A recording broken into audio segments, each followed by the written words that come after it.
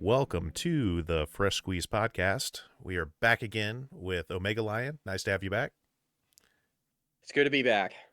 And long-winded topic, this time not on his Hello. phone. You can just call me L-Dubs. L-Dubs. And That's what I've been going by. I am Smoogly, and we're going to go ahead and get started. So we got some comments on our last or I guess first video, and thanks everybody who checked that out. We got a few views on that, around 173. Not bad for literally the first video that we shot on the channel, and it's like an hour and 40 minutes long. So thank you everyone who yeah. With So terrible I'm just audio saying quality. the audio quality at the start was not great, and we're sorry about that, guys. We're a new channel, and and I'm just saying, I really appreciate it. Even if you disagree with us, this is about conversation, right? And that leads me to our first comment here. And the first comment is, let me share my screen. First one, our first angry comment: you people are grossly incompetent, and I truly hope that nobody believes anything that dribbles from your uninformed mouths.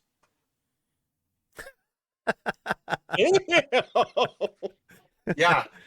Oh no. Wonderful. So I replied back, thanks for bringing nothing to the conversation. That must have taken a lot of effort. So once again, that the reason that I segued there is it's like, we're talking about conversations here. You're more than welcome to just essentially insult us, or throw red herrings or whatever, or ad hominem attacks. But this is about conversation. So if you disagree, let us know. What do you disagree with? What do you think that we are uninformed about? We want to hear it. Let us know in the comments, and that'd be great. We also have no autopsy, no burial, no one died, just more deception. From Charlie. Yeah. I said, we saw him shot from multiple angles. I'm pretty sure he's dead, but they do lie, that's for sure. First, and then a cookie. And then, you are about 5 years too late. Free speech was cracked down long ago, finally improving in the USA. Then this person says, no, it's not. Criticizing Israel, for example, will get you kicked out of school, taken off social media, and might get you to lose your job. And I replied, there is no improvement if free speech is hindered or abolished. Free speech is a cornerstone of democracy. No, there was a lady recently that my stepfather told me about that she was literally directly quoting Charlie Kirk about guns, and she literally quoted him. And then next thing you know, JD Vance is like, that was this and that and this and that, and she should deserve to be fired. And then next thing you know, she does get fired, but however, her employer doesn't actually go through the due and parliamentary process of firing her. They just send her an email and be like, yeah, the public opinion didn't seem to like your comment, so we're gonna have to take your job away. So Sorry. I actually am going to throw an opinion about that. If somebody has a business, we live in a system of capitalism. Mm-hmm. If somebody has a business, that's a political decision, and that's a political stance. And if you fire somebody because of their political stance, then you are violating the First Amendment, because you get essentially subsidized by the government. You are essentially an arm of the government economically. And I think that is completely ridiculous. Should be covered under the First Amendment. It is very ridiculous. It shouldn't matter. I was going to say, if somebody's inciting violence, I guess, then yeah, her speech was not hate speech by any means. It was not. She was directly quoting what he said, and then she was like, "Oh, wait, so that's kind of weird. You guys are saying, oh, he's a hero or a patriot for saying that, but when I say it, I'm a terrorist and I deserve to have my job taken away." Yeah, that's her point. They just proved her point. Can I use this to segue into something really quick? Sure. I was just going to say, I think that it's very interesting that when you look at the genesis of the internet and how it started, like when we were all on AOL 3.5 and all of that, that like we were anonymous. We had screen names. We did not have individual accountability like that. We were all whoever we wanted to be. And then some for some reason we opted out of that. Like we moved away from that anonymity and then forced ourselves to be publicly accountable on the internet Right. without any coercion whatsoever. And so now that these consequences are happening, I'm very surprised that we haven't seen more of a return to anonymity, right? I mean, sure, you'll have that in spaces like Reddit or 4chan or other things like that, but like by and large, we had a system that prevented people from losing their job from saying their opinions, and we walked face first into that rink, like as a society, everybody. And I thought that was very strange. Yeah, I mean, I agree with you, and right now the cat's out of the bag unless you just don't participate, and Yeah. largely that's where I've been. I mean, I know both of these guys. We obviously know each other's names. We're not going to give those names up, but they know. I've been off social medias for well over a year now. Those places are just literally propaganda breeding grounds. When it comes to Facebook, I mean, to each their own, but just my own personal opinion. Why would you even want to be on there when it's like half or more AI content? You know, you're getting artificial comments. Like if you're an influencer, why do you care about even being on there? I mean, there's just better places. All of my political friends keep catching bans, and so since I've never been banned, I'm like, maybe I'm just not doing enough. Yeah, I mean, that's Try one of the harder. big reasons too, is like speaking out about Gaza got me shadow banned multiple times. And I knew that it was a fact that they were shadow banning because there was people telling me they couldn't even find the videos. They couldn't even find the things that were said or whatever.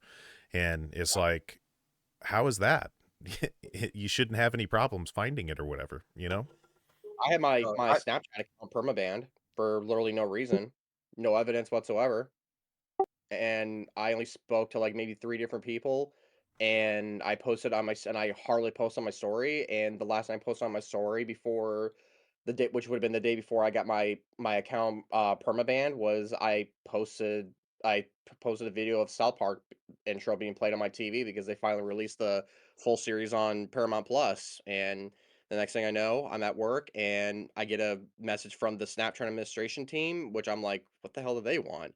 I open my Snapchat up, I'm logged out. I'm like, why am I logged out? Try logging back in. Your account has been locked. You're permanently banned.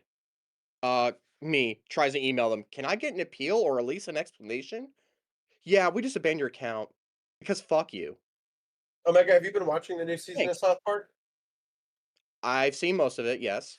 I shared a link with Smoogly earlier, where I was showing him the Trump in the desert thing, and I was hoping that he would take a minute That to was watch so that at some great. point. They are not holding back. They are No, they are I love when Jesus was like, "Didn't you see what happened to Colbert? What are you doing? We're gonna get shut down." This Yeah, I fucking know, he's Jesus. like he's just listen to me. The meta He's like commentary is he's like phenomenal. saying it like he's trying to whisper it, but he's trying to like loud whisper it. It's very much a return to old form for them, and I'm very happy to see it. Oh, it is. And I like how people some criticize, like, they're like, they're just reusing the same animation they did with Saddam Hussein. Yeah, but that's the Um, joke, is that that is he's a the joke. That is tyrannical literally dictator. the point. Yeah, it's not What reusing, it's called constitution? accuracy. Yeah, it's called accuracy. No, I know exactly what they are doing. When they're singing the Jesus song, and then there's like chicks with Bibles and huge tits and swimsuits. Yeah, it's fucking perfect. I mean, that literally is encapsulating what the hell's going on here. I'll have to check it Like, out at some "Come on, point. But guy, relax. Yeah. I'm so And tired of you I your love watch that like time." criticism of him is apparently advocating for like Kamala Harris or Joe Biden, and it's like, no, they sucked too. I'm not yeah, really Yeah, at no, that they for didn't say them. anything about them, actually. Yeah, Um, they haven't said a single word about them, actually. yeah. yeah. Yeah, my favorite part is when he's in bed with Satan, he's just like, Trump, I am so tired of you telling everyone to relax." Tell everyone to relax, guy." Relax, guy. It's perfect. But in addition to that, I did want to share an article. Let me go ahead. I'll put this in the chat. I wanted to bring it up. It was interesting. The Army is cutting almost 7,000 aviation jobs to move towards drones and aviation. I'm gonna post this in general if you want to grab that, pull it up. I know, I I wonder mean how the Space Force is dealing with that because they might as well just do that to them at this point, I because mean the irony behind that is Trump's the one that started it. But I'm like, I really think that we are moving towards a future where war is going to be the richest country just killing people with robots. Like, I mean, it's there essentially aren't going to yeah. be human beings there at And all. Why would we and send troops? and here's the thing, I still haven't seen that come across, but here's the thing that is quite you know, it's a good lesson, right? If we ever get out of this, I think that kids should be taught this is that ultimately imperialism always, always, always ends up getting pointed back at the populace that employed it at some point. And all of these little drone things, this drone technology, that was the purpose. One of the big purposes of the Afghanistan war was to essentially test all of this. You know, they would send troops there, granted, and I'm not saying it was the sole purpose of the Afghanistan war, but troops would go over there and literally just get their nuts shut off. Like, look it up. That is literally one of the top injuries in the Afghanistan war is getting your nuts shut off. Yeah, And it was done very deliberately. Man, what in the yeah, sniper elite right. is going on over there? Yeah, Yep. bro. You shouldn't laugh. I'm not trying to laugh at that because it's actually quite disturbing. But No, it's the heinous. point It should is, be a Yeah, war crime. it's very yeah, it's very If it isn't a very war crime. but the point is that a lot of these technologies were kind of tested in those areas because we essentially had generally free reign to just go murder people on a regular basis. A lot of this was, the big criticism of Obama with the drone strikes and things like that, is they were just refining the technology, and then now, more recently, we see this in essentially Gaza with these little quadcopter drones with, I don't know what munitions it's shooting, but I'm assuming like a 9mm or something like that, and it's just rolling up there and shooting kids in the head, and Well, you saw what you Ukraine know, did in Russia, right? Also, yeah, where and that's they like another managed thing to is the deeply infiltrate Russian territory with trucks that had concealed drones within them. yeah, And then they bombed most of their aviation. So, like, the tactics of war have completely changed. And it enables, like, I wouldn't say that it raised the ceiling, but it definitely raised the floor for a lot of nations that otherwise really wouldn't have any kind of influence or power. And we're going to just see more of that, yeah, right? right, because I mean, uh, for a nation state, like somebody might be like, man, for like a really capable, speedy drone, you're spending probably $800 to $1,000. For Well, a nation what I'm state, that's freaking cheap. That is but, that you're spending $1,000 or more just on like an M16.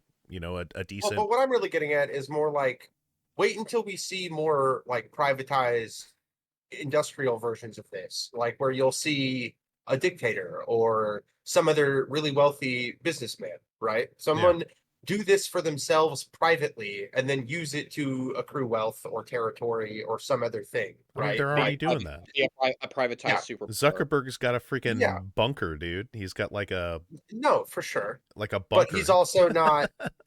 I'm just saying, imagine You're if telling we me shifted the Zuckerberg clock. doesn't have like drones in his But facility that like, just is but able to he's shoot not somebody? Osama bin fucking Laden, man. Like that's what I'm saying. I Is like mean, not imagine yet. if it was. But I'm saying imagine if we Yeah, I'm rewound gonna the clock to like 20 fucking years ago, but we kept the technology exactly the same. Like, I how much mean, worse would the Gulf War have been Oh if yeah. drones were involved and Saddam had them? Right? How well, much Yeah. how do worse we know that would? Elon Musk isn't making these drones? Because look what's going on with him. Yeah, There was before like the election happened, there was I don't know. I'm not confirming that these are true or not. This is what I've heard, but that he was doing like illegal like business practices that with the Russian government.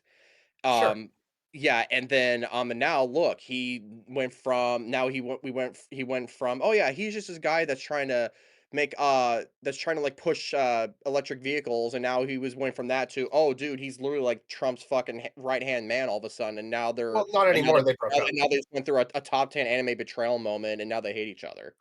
Yeah, which They don't hate now he's each made the other. Freedom Party. We don't even need to get into that just Yeah, at this they particular don't hate moment. each Yeah, But other. really, what I'm getting at is more like, what's up with the $10 million from Egypt, right? Like, why did they finance Trump so much? I think that that's them trying to do something similar to that, get favor, accrue position, get access to that kind of technology, so that then they can start their own procedures in the Middle East. It was the head of the Egyptian CIA that like embezzled this money and donated it to the Trump campaign, and then he just disappeared, totally fucking vanished. Yeah, I mean, that's the Trump made it very Egyptians clear that he just literally will take money for, favors and things like that. So But with all that's the what it conflict is. that's going on in the region, I feel like there's a lot of motivation for something similar to that, and it's very obvious that Trump is moving towards a lot more like ally natured things with BRICS nations to try and, I guess, meet them halfway and do some other things. Well, it's strange though, right? Like especially with like the what 20 billion that just went out, and Yeah, then for Argentina. Argentina, and then Yeah, all of this military activity that we've been sending down towards Brazil and things like that. This war on the cartels. I think and that there are building a definitely some ulterior motives there, and but then like, building a US Air Force base in Qatar. yeah, That's interesting. No, well, the and we Qatari just, are bringing that Air Force base here yeah, Oh, to they're bringing it Idaho, here. Okay. to Idaho. Something yeah, like I try They to were ignore that saying 'cause it's most I likely kinda do. Idaho, but it might be somewhere else. yeah. I I'm I not would going to just say anything say bad about Qatar. They've been doing some huge stuff that may be like bad down the line, but like, I don't know. It is helping save a lot of people right now. so. I'm just saying like that doesn't surprise me at all because if you understand history, which going back hell into the mid 1950s until present, the U.S. has been literally going into all of those Middle Eastern countries and propping up tin pot dictators. And Yeah, um, on top of that, yeah. Go watch then Rambo 2. well, The then Taliban were the then good guys. then they literally once they instate those people there, those people are like, oh yeah, US dollar, and they're all essentially working together. They're like, hey, I don't give a crap what you do over there. You can like with who was that Yeah, guy? Mossad? I mean, yeah, No. and we've But done it a yeah, I'm million just times. saying We did like it with there's Reagan and the Contra. We did it with the Banana Republics. We did it with Che Guevara. Like, I mean, there's so many different times where like we've done the exact same thing right. to achieve power, to achieve resources, and then just like totally flip the table eventually. But the point that I'm getting at is that these people, it might seem like in a lot of ways that there's this animosity there, but going back to the previous episode, and I was just clipping this right before the podcast started, so it's kind of fresh in my mind. But essentially, for people like this who are running nation states and who are in these hyper capitalist roles, it's not about morality for them. It's morality. I'm not saying it doesn't exist at all. They understand various different moral implications when it comes to manipulating the populace, but trust me when I say they don't care. They don't like actually care about any of that. They don't care that like when people get sent to CCOT that's like literally a death camp and they're never coming out. They don't care about any of this stuff. It's all about gaining power any way that they can and allying with other nations who will turn a blind eye to essentially blowing up Colombian fishermen out in the international waters. They're just going to take what they can get, maybe.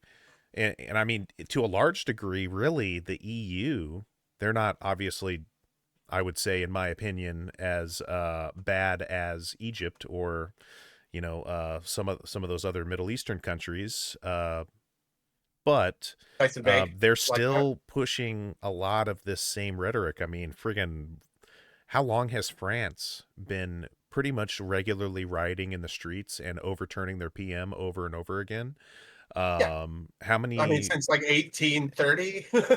No, I mean recently in the past, What the probably frick? especially I'm 6 months, we're talking like they have pretty much made a no confidence in that government under Macron, and Macron Yeah. keeps putting right wing dipshits in place over and over again, and the populace just straight up rejects it.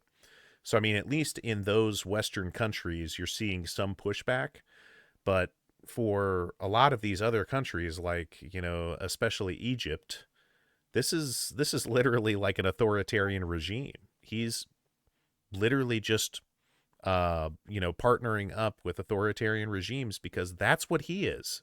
Birds of a feather flock together, dude. Like it's Yep. just a fact of the game. He wants his generals to clap for him like Kim Jong Un's does in North Korea. He's Yeah, literally stated that there was leaked audio of him saying that. I bet he That's would the like other that. thing too. There is so much recorded audio and text transcripts of these people like directly contradicting themselves that everybody just hand waves away. And I think that is the most ridiculous thing. Yeah, Yeah, because 'cause they'll tell you it's fake or it's AI or some shit. Well, That's he always the changed his mind. He found God or whatever. Like they always Mhm. just That's like their go-to. are It's either willing to let them. religion or it's a setup or it's a clone or it's fake. That's their go-to. I don't know how many times I have heard that. Yeah, Like, so no, I'm can you pretty sure believe the me? guy would still cover his dick and blow and fuck a hooker. but Like, but that also really doesn't surprise me because for them it's like they're protecting their own who are pushing that same narrative. Like, okay, yes, the one of the best examples, right? Fucking oh, what the heck is his name? The British comedian guy. All right, so I found it here. Russell Brand is who I was talking about. And I'm just saying, dude, like this is a person who is now essentially like a right-wing influencer. A yes. guy who shows up to a baptism to baptize another person. It's not like he's getting baptized. He's baptizing another person in tidy whities. And hey, I mean, Russell Brand is comfortable with his body and I applaud that, but it's a bit weird. I mean, even this guy over here is just looking at him like, what in the hell is happening? Like he's like, yo, I don't know why I'm in the same pool as you in your tidy whities.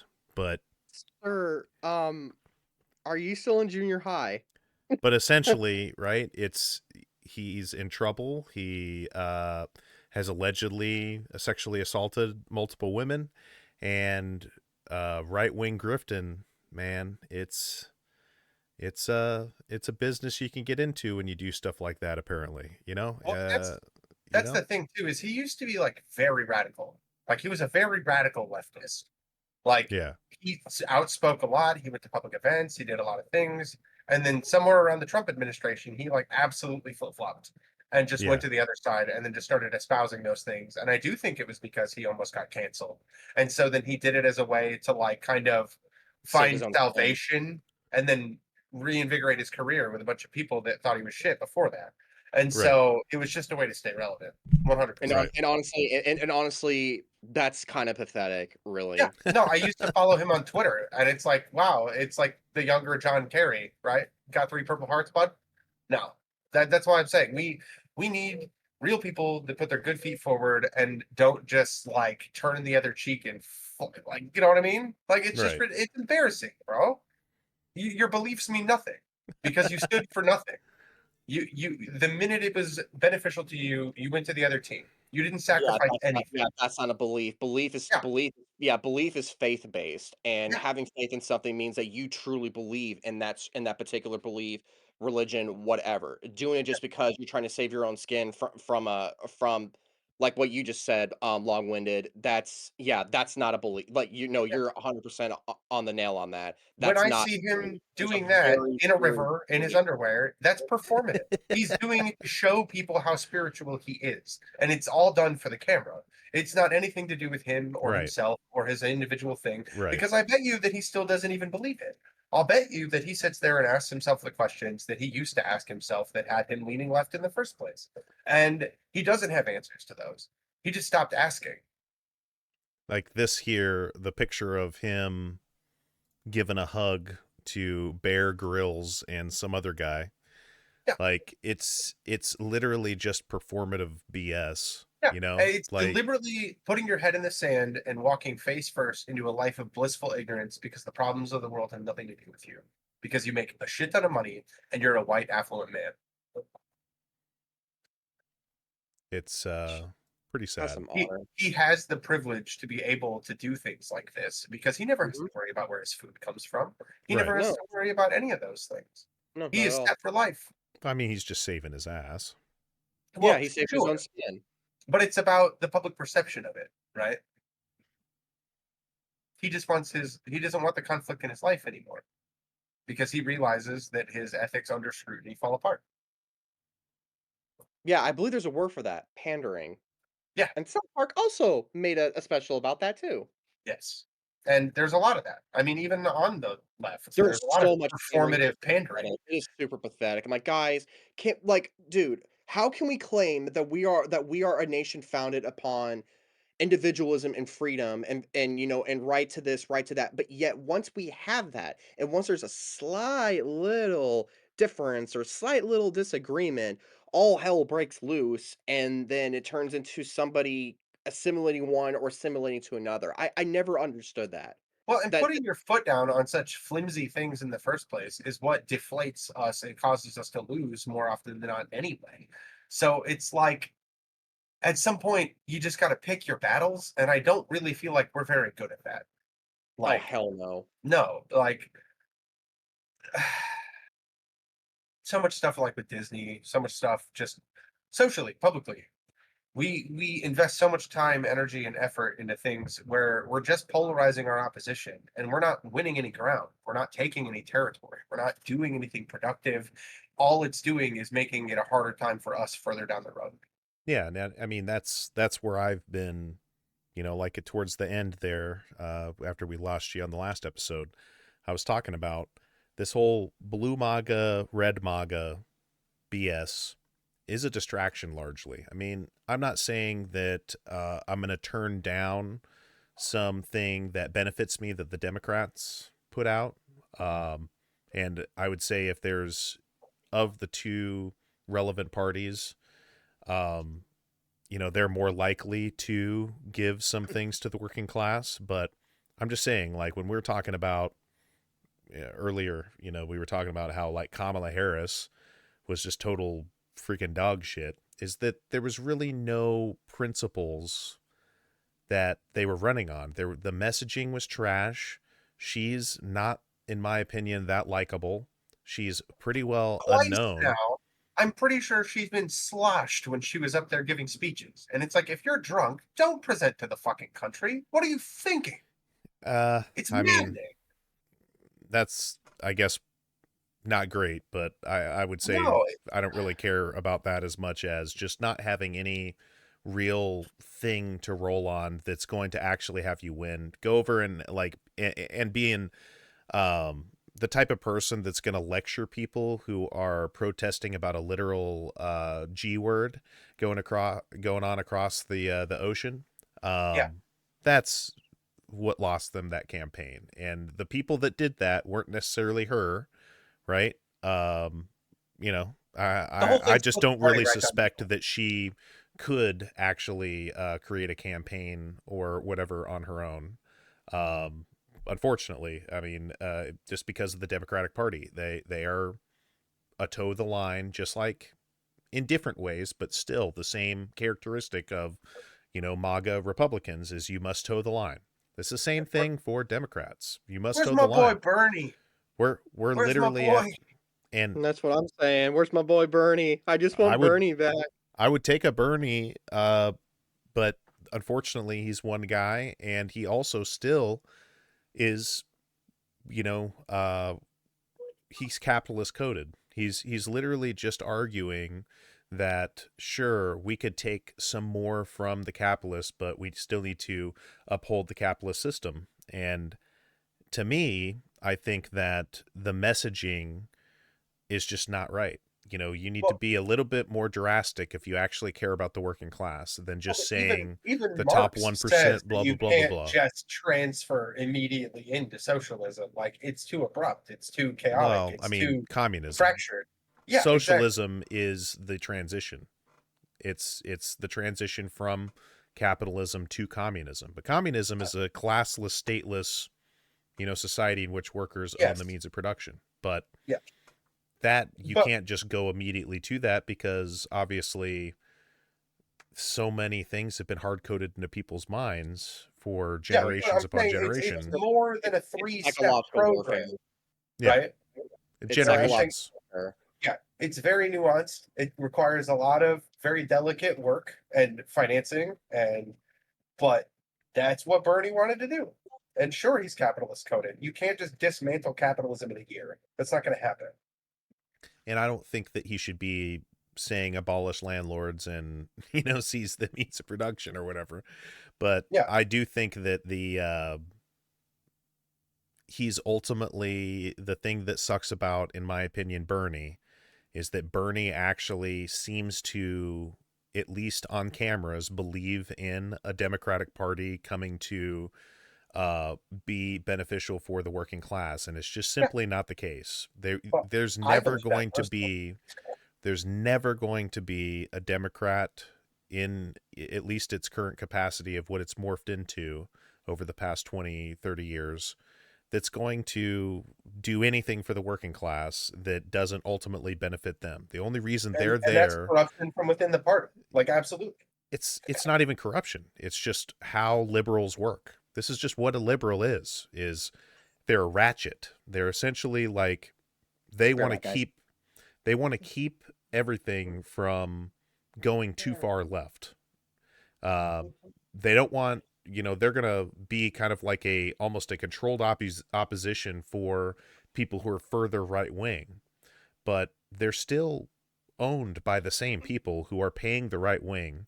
If you look at donations, left and right wing are paid essentially by the same people. They pay this much towards Democrats and they pay this much towards Republicans when there's major, things that are going on.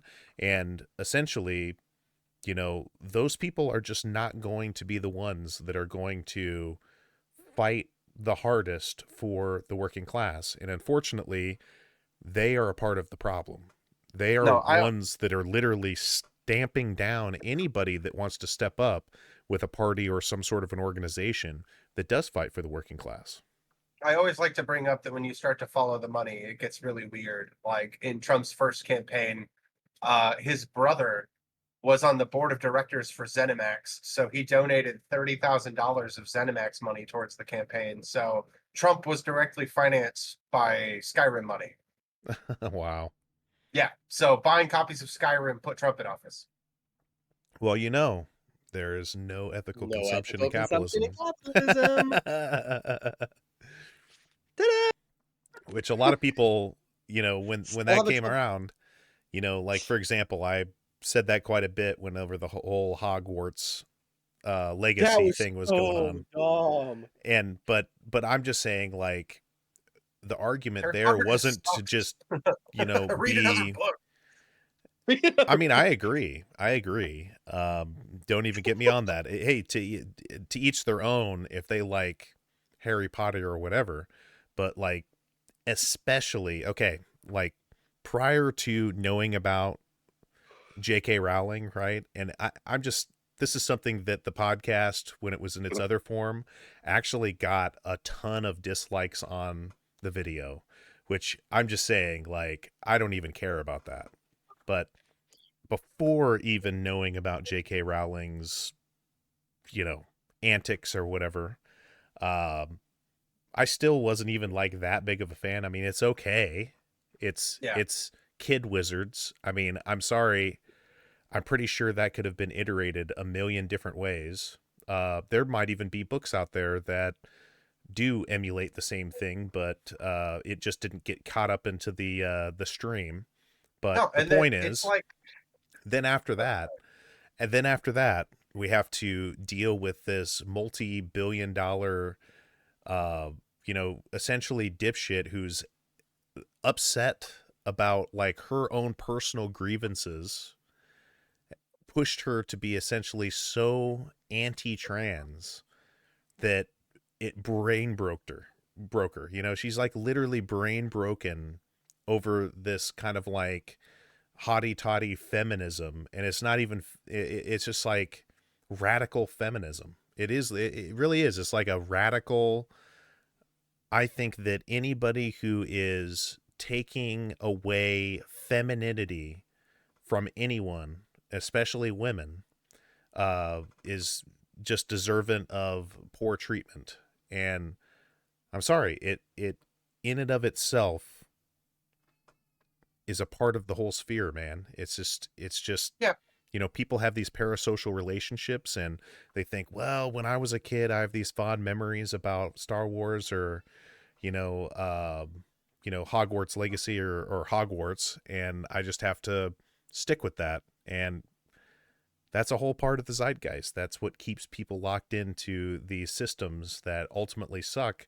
Is they think, oh well, it produced this or that, and I'm just saying, like, those things were okay. They are nice, and it doesn't make you a bad person to like things or whatever. But are you really willing to say that that wouldn't have come around if there was a different economic system? We probably still would have had something like it. We probably would have had something just as good, if not possibly better. So, I mean, Yeah, I mean, I don't need to listen to R. Kelly, right? right? You don't. And I mean, I already don't listen to R. Kelly, but Yeah. No, the legacy is tainted. Same thing, like, I still feel kind of weird every time I listen to Michael Jackson music. Like, I you like said Michael taint. Jackson. Yeah, but yeah, the whole experience is just like that's always looming in the back a little bit, right? It And once is. you're educated and you even if it is just conjecture, like that whole experience is still kind of muddy, right? And you never really feel that way again. Even in the case where like somebody's not guilty, like that whole thing that happened with Aziz Ansari, right? Like I'm never going to forget that he was accused of that by that woman in that situation, and that just is messy. So like I would rather involve myself with someone who hasn't experienced that. Right. And like he didn't do anything wrong. Like, but it's still just like that human, like, I think I'll just go over here. And like I want to do other things because I can. Right. Like, because I don't want to have to think about things like that. I'm doing this for escapism. I'm watching this comedy because I don't want to think about the horrors of abject, awful things that happen everywhere in the world every day. Like, yeah, sure. At this very moment, there is a trap house somewhere where there is like a crazy adult meth addict that is starving to death. And like, we should all probably be doing something about that. But it's Sunday, I'm off work, and I have $2.38 in my bank account. What am I going to fucking do? Right? Right. So that kind of reminds me about a story. Did you catch any of that Oh, the Bill Burr thing? fallout from the, and Nobody this would give a flying fuck if, like, what, 6, 7 years ago, he didn't come out and talk shit about a bunch of people for the exact same thing. It if he didn't get caught with his foot in the door being a hypocrite in the first place, it wouldn't even be a talking point. I mean, maybe, but here's what I'll say. Here's what I'll say is I don't think that his hypocrisy that makes it worse, right? The Yeah. hypocrisy makes it worse, but I would say there's still a critique there of saying, like, literally you're going to the place where the guys who did 9/11 are paying you His directly. response was really bad too. That's what I I'm don't trying know to if find you right now. Yeah, his reply to it was just like, "I helped these poor suffering people by making them laugh." And I'm like, I don't really know if that's how you want to try and spin that, Bill. But he did, and like that's a take. It's certainly a take. it it's sad, honestly. I Like, I really like him for the I most part too. like him too. I do think that a lot of the things that he has to say are very critical thinking and like a lot of like on point. And I don't really know why he opted into doing this. I think it's confusing. I think it was a horrible career decision. Like, bro, you took that money and now you're smoked. Like, how short sighted is that? for the next 10 years, you're barely going to be able to find any work after this shit. Yeah. So essentially, I'm not going to find the specific video. I should have that prepared beforehand, but we're just kind of going off the hip, but here, over here. But what I was going to say is essentially, he was saying he's trying to reframe the blame and saying that actually there wasn't just he was trying to say, oh, everybody is thinking about or thinking that he went there and he just was in a tent and he was only performing for the royalty and that was it. And he's like, no, actually there were X number of thousand people there or whatever. I can't remember. It's 9,000 people or whatever it was. That's not what we're criticizing you for, Bill. We're criticizing you for taking Saudi blood money, bro. Like, Yeah, that's and I literally mean, the whole point. I And he's am happy to see that we are making progress with the Saudis, like we are. I'm not sure if you also saw, but the Saudis just bought EA for like a huge amount of money, I think and that's so dog like, shit. yeah, we're Yeah, kind of. EA is a fucking I think the cesspool. Saudis have a lot of work to do to become a nation. Kind of, I guess. I don't want to like sound like a gatekeeper and say that they need to be worthy, but I'm saying that like, where do we draw a line where we do start like allowing them to better themselves When and they're to not like work enslaving and more? killing people. How about I that? agree with you, but I'm saying like, Yeah. When they're how do not, we have to like kind of get into a point where we can insert ourselves into that if we're going to do anything about it, I mean, right? the And insert it's better to insert do it ourselves into it with is stop honey. making women objects and stop enslaving people and Seriously. stop murdering people. I mean, sure, but that's going to require a lot more than just stop that, right? I mean, I suppose, but I would say like just total dog shit is what they are. Like that's where it's at. We're already like inching towards that in the United States, and Saudi Arabia has already been there for Yeah. like ages. We literally just got busted for having child sweatshops down in Alabama. So, like, I'm literally not sitting here trying to hold another country accountable for something that we still do here. It's Right. not ethical. It's Well, not good. Let's hold those people accountable and hold the people accountable, hold the government accountable. But, like, it doesn't just mean you throw the whole fucking thing away, I mean, right? to hold that government accountable, all of those people who are running that government need to be brought to a Nuremberg style trial and serve crimes for their serve for their crimes against humanity. That's literally where it's at. Sure. So, I mean, we're Yeah, already I here in think the United most States and they're are like actually have But you already just know how as that would much go baggage, anyway. right? It would just be public and performative, and then it would be, oh, we've investigated ourselves and found nothing wrong. They're going to pick like 2 or 3 people to throw under a bus, and then no real justice will be served. So what you're asking for is kind of just performative and pedantic in the first place. I So mean, I don't really care I about don't it. think the Nuremberg trials were strictly performative. I I mean, mean, I think that all they of were those because how many very of them do we terrible hire? Nazis actually got killed or they killed themselves. Yeah, some of That's them, but most of them found work or they moved and fled to Argentina. Like there's such a lack of justice that actually happened to those people, and you need to oh, know I that. agree. Right? They you know Yeah, they it put was that on as a it performance was a of the worst of fraction the of worst, what was right? deserved. Yeah, I agree with that.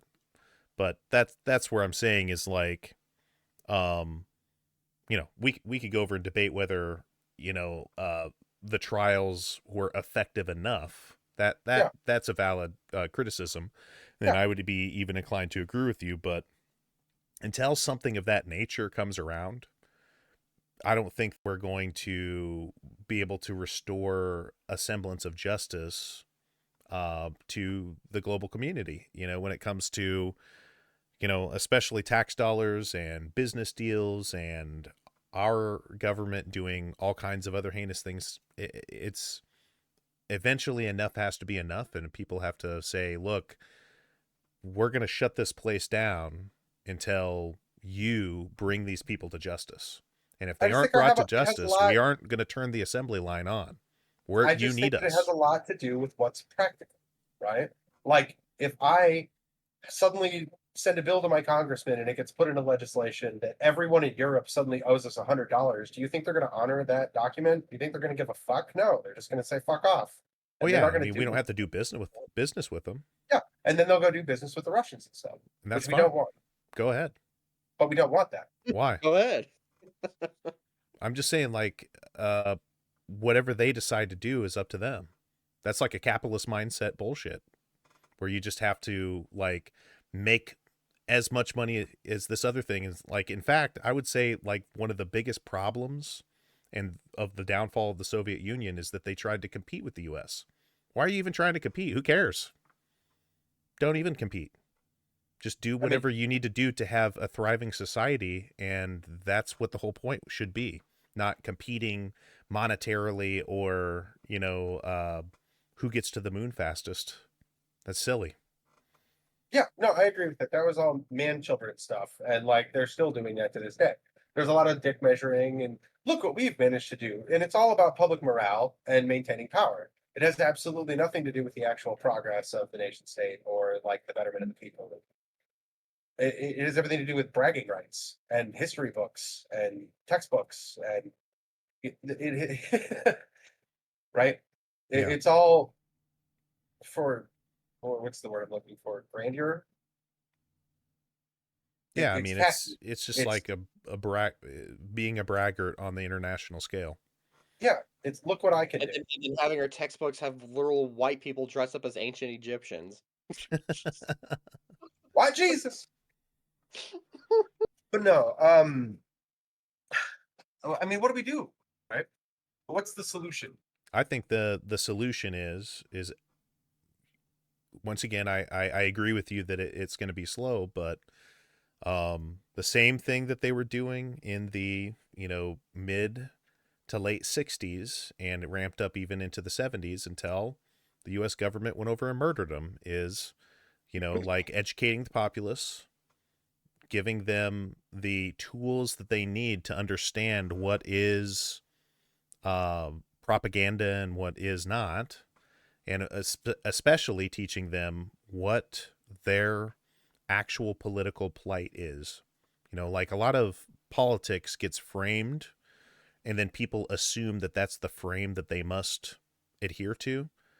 The Yeah. real actual frame is if you're a worker, and I would say we already know that pretty much everybody that's probably even listening to this for the most part is a worker, then you politically are the opposite ilk. You are against anybody who owns the means of production politically.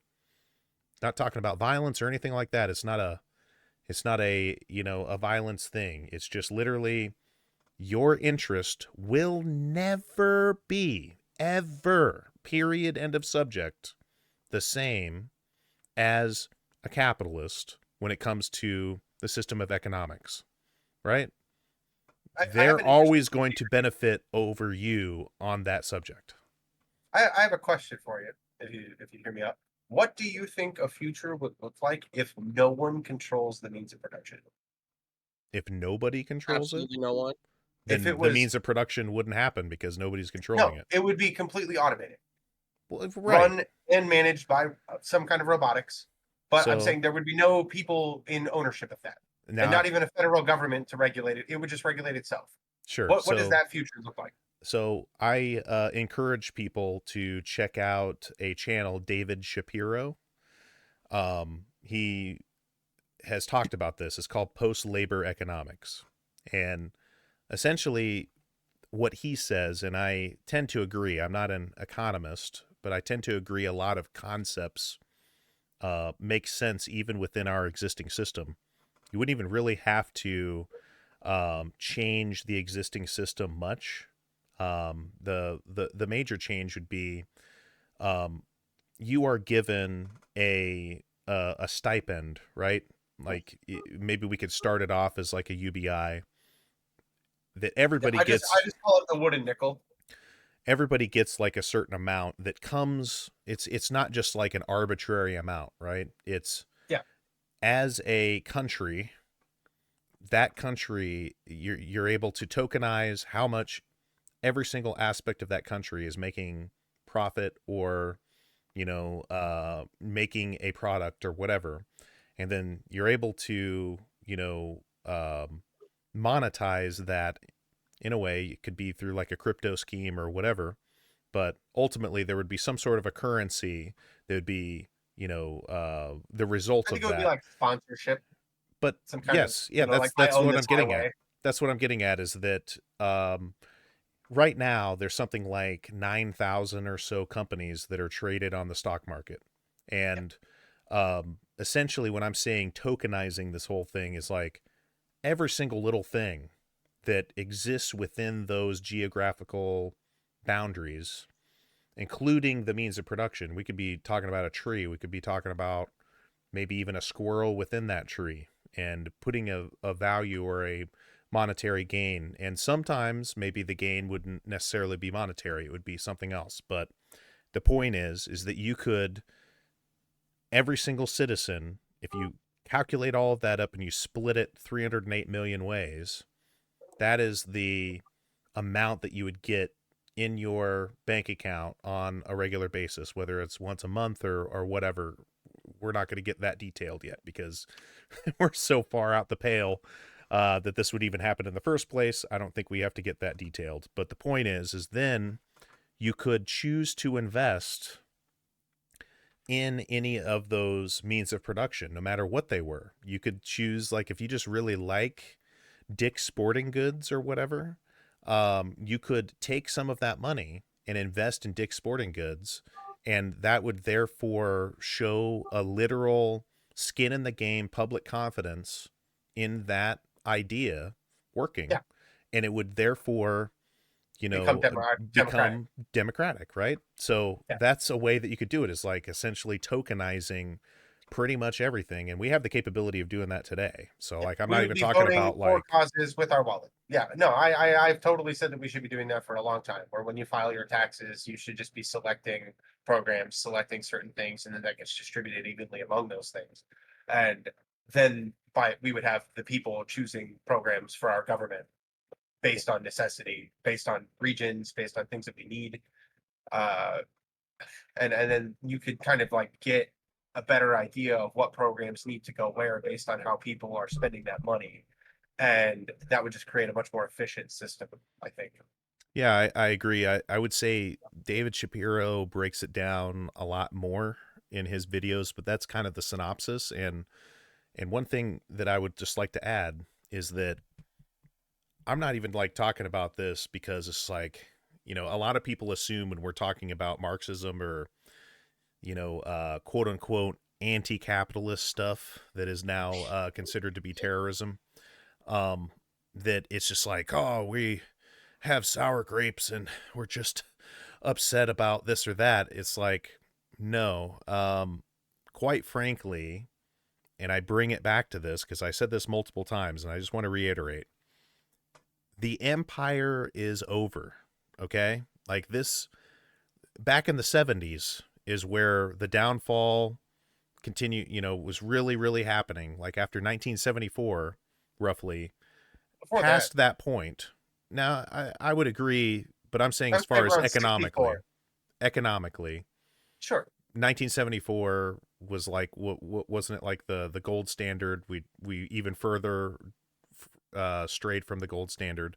It actually started back in the 30s with Roosevelt, but yes. But the point is that, yeah, and you're right. So technically in the 30s, that was like the first failure, but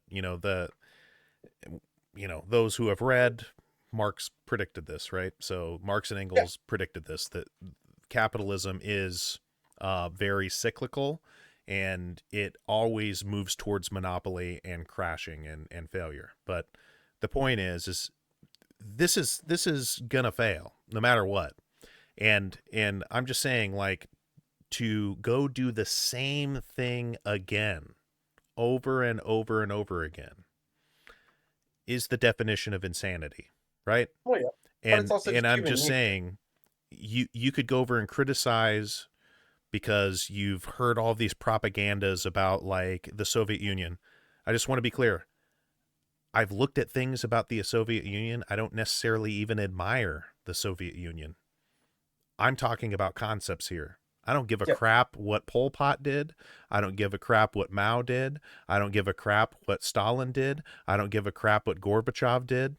The thing I care about is that our economic system is dog shit It is not fucking working.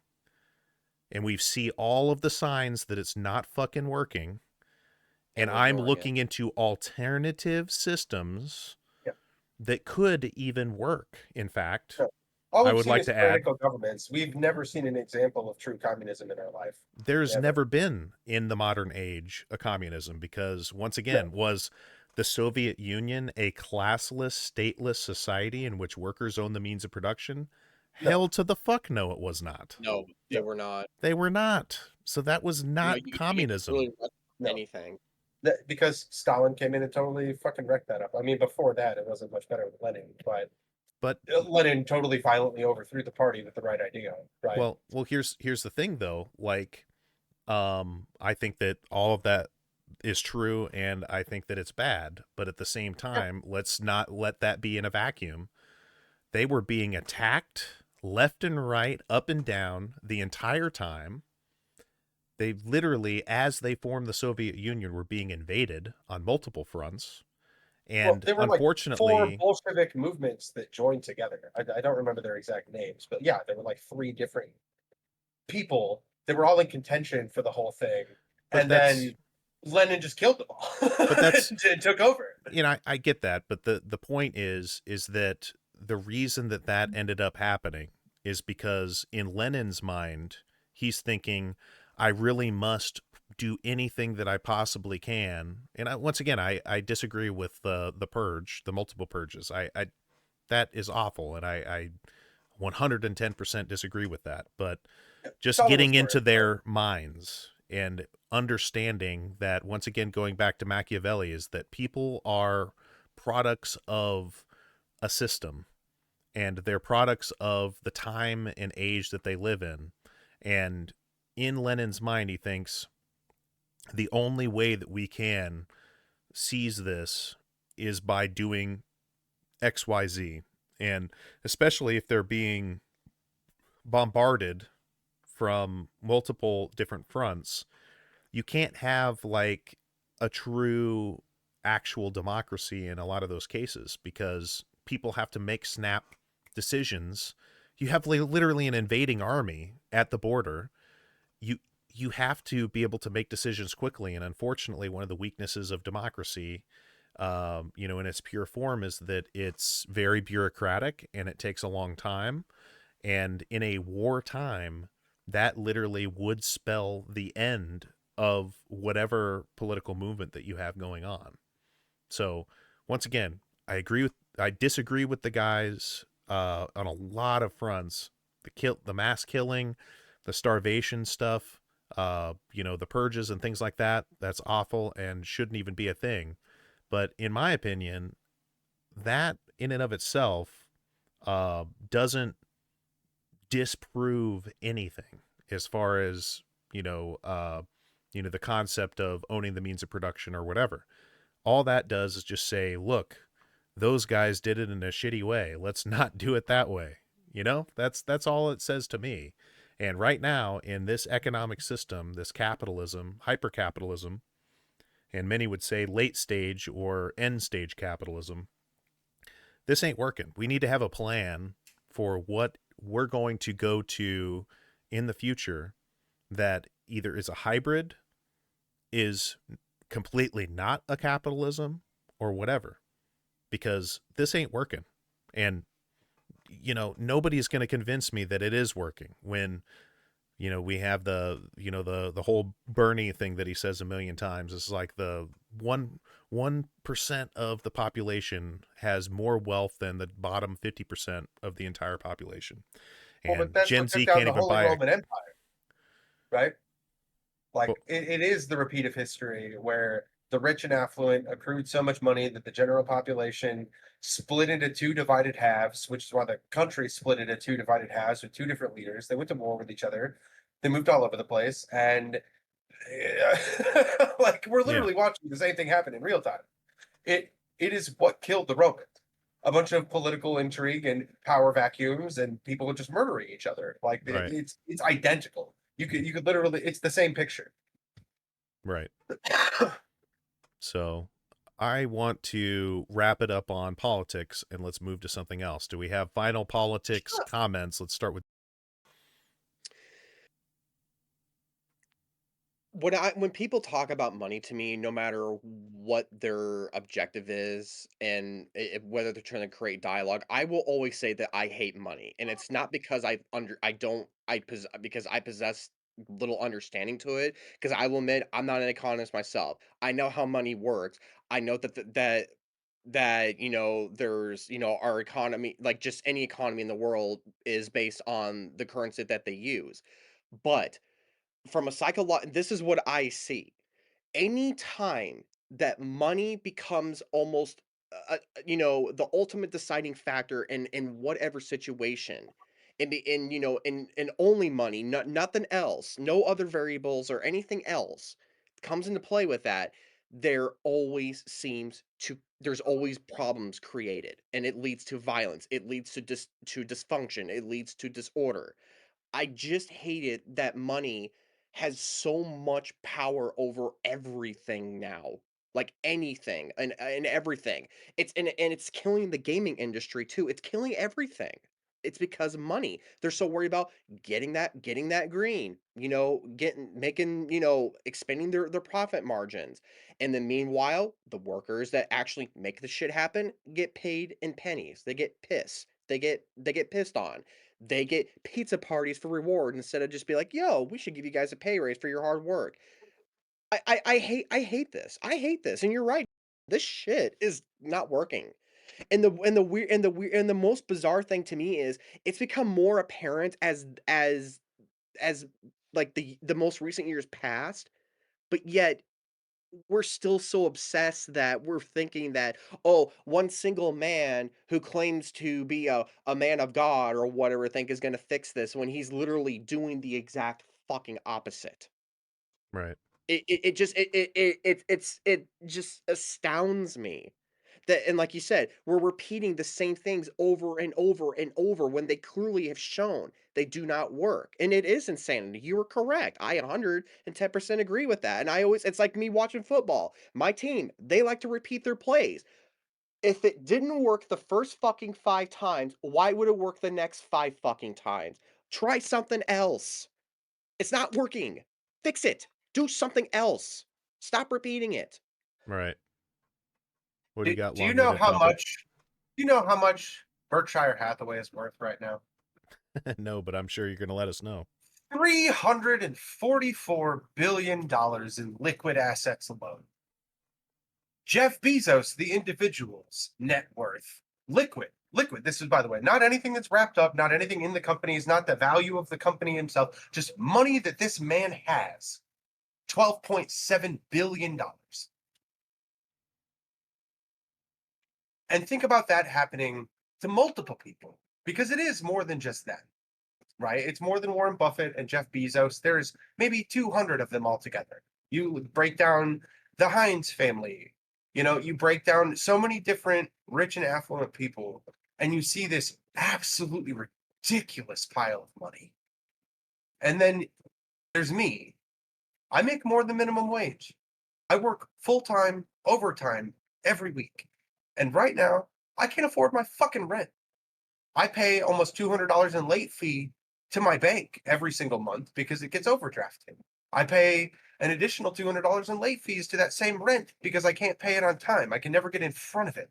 I can barely afford food. I can't afford to get my car fixed so that I can be there for my son to take him to the fucking hospital.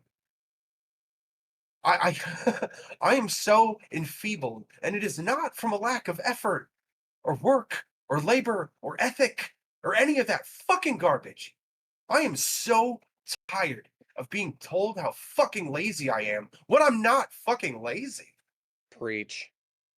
I And, and it's I exhausting. have I have cut the avocado toast. I have sold almost everything that I own that has any value at all just to make ends meet, to be a fucking father to my son. And I see the ripple effects that this is going to have on his life moving forward ever since COVID and beyond that. The fact that I make what I make every month and it's not enough blows my mind. Because if you had told me the year that I graduated high school that this is how much money I was going to make, I would have said I'm going to be fine. but I'm paying double the rent, double the food, double fucking everything. We still have more utilities than ever before because my grandma never had to pay for an internet bill and a phone bill and have however many services that we need to have access to the information that we need to have to access government programs even. Everything requires this digital connection these days, and that does cost money. Like, people need access to these resources without it also being debilitating. I mean, you think about it in a certain way. If you have to take public transportation to go to work, you have to wake up 2 hours earlier just to catch the bus. You have to wait another 2 hours just to get home. Suddenly, you've bracketed your 8 hour shift with 4 more hours, and now you're making less than a Chinese laborer for the same time commitment. It's lunacy that we do nothing for these people. And it's more than just that all over the world. When we have these people that are sitting here going and buying their fucking $30,000 Chanel sunglasses, think about how much good we could be doing in the world with so much of this shit. It's so vapid and shallow and performative and dumb. And I'm not going to sit here and try and act like I'm a victim because I'm not. It's just some people were born with silver spoons and some weren't. And there are people that have silver spoons that could be doing a lot more for other people. I agree. Or using their power for good, but they're not. Yeah. It's yeah, no, I hear you, man. I mean, I was told the same thing too, and you know what? I'm I would like to be on my own, but I'm afraid to Yeah. because because like you said, it's the cost of living is just Everyone it's is struggling. crushing. Everyone that I know. Every single person in every class, other than the incredibly wealthy. They're the only people that are doing fine right now. Yeah, it's insanity, and people want to still sit here and toss the political football around and think that, this side's gonna fix it. No, that side's gonna fix it. No, this man will fix it. No, that man will fix. No, no man or political party is gonna fix it. In fact, the fact that the people that are thought to be the ones who will fix the problems are the ones that are causing the problems. Yeah, and the only people that are happy right now are the people that already had assets going into this time, that already Mhm, had the ability to weather this, Right. and mhm. they might be okay on the other side, but their value is still going to be hampered on the other side of all of this. They're Yeah. still going to take a big fucking L. The only difference is they'll survive it, and they don't care if how many Walgreens shut Or down they don't because even people know. are They so might be broke just that they're ignorant, right? yeah. We're heading towards a future where I think schools are going to get shut down, where people are going to be educated at home, where you're not ever going to go to a store anymore. You're not going to have a Walmart. You're not going to have a Target. You're not going to have those things. Everything will be brought to your house because it won't be safe. We're moving towards individualism in a way that I have never thought was even possible. And I think that it's just a matter of time until we're all basically living in our own little ticky tacky boxes and we're not interacting with each other at all. And that's going to be a tool of manipulation and control. And that's wanted by these people with this money in those positions of power because it makes us easier to control. And that's why they have Trump. That's why they have Miller. Those are the dogs. The Yeah. barking dogs that they're using to go over and muzzle people and to keep control. It's all a symptom. It's Well, not and both like sides of Trump that brought aisle. capitalism. Capitalism's It's been not here, just Trump. right? It's not just Trump. It's all of it because Yeah. both sides tell you the same thing, which is don't worry, we'll muzzle them, we'll control them, but we won't do that to you, we promise. Until they do, they always come for you on both Yeah. sides of the aisle. Every time it comes down to money or other interests, they do it. We've got two governors in Illinois sitting in prison from both sides of the aisle because when it came right down to it, they prioritized themselves over the people.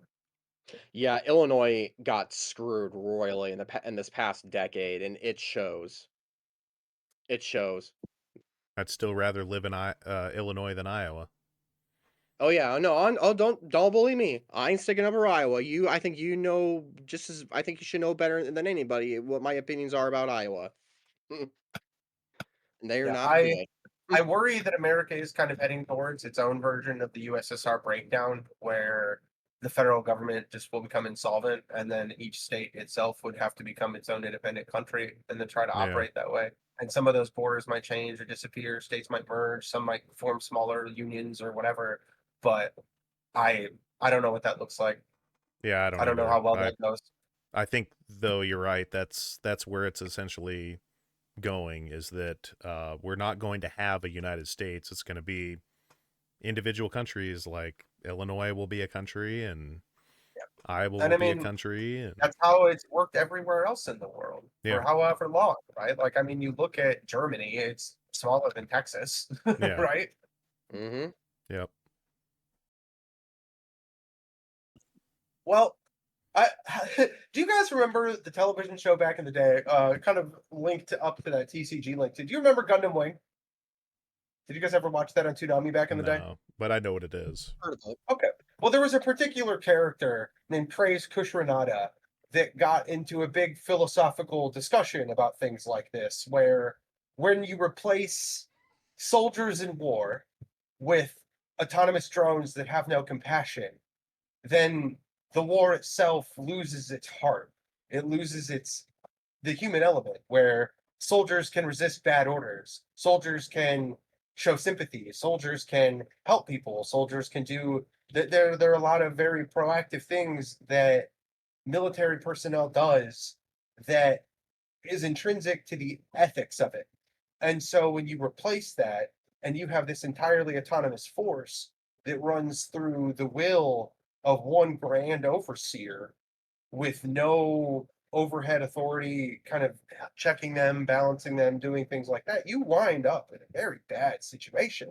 And the show proved that to me.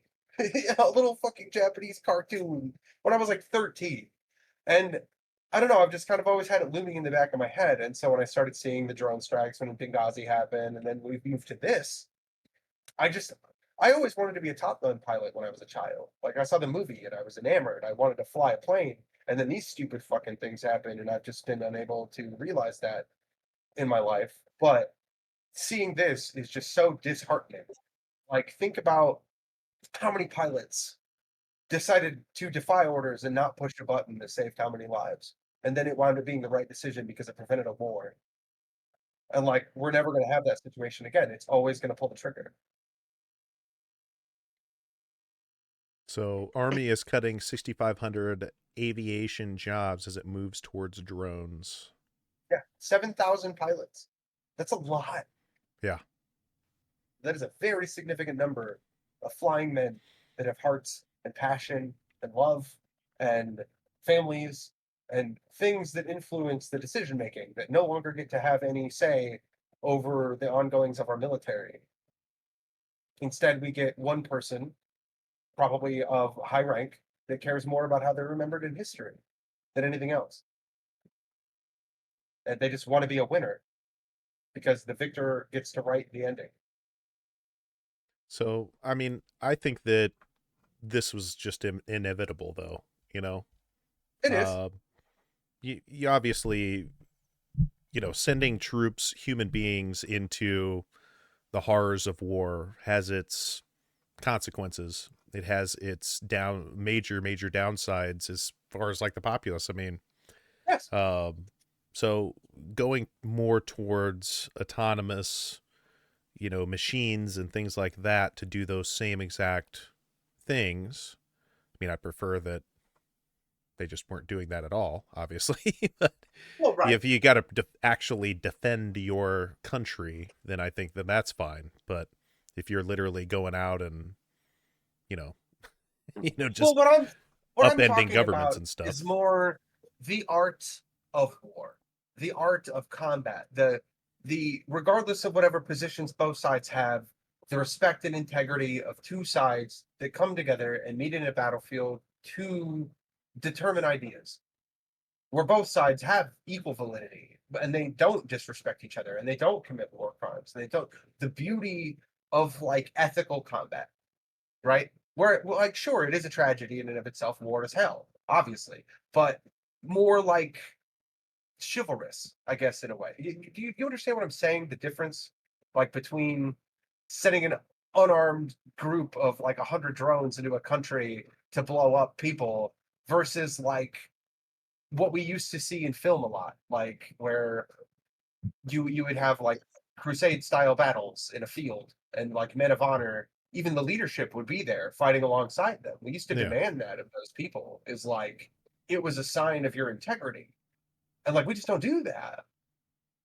Not Yeah. even a little bit. And I think that this is the inevitable, I don't know, culmination of that, which is like where we put our king very far in the back and we send all of our pawns forward, and now our pawns aren't even people.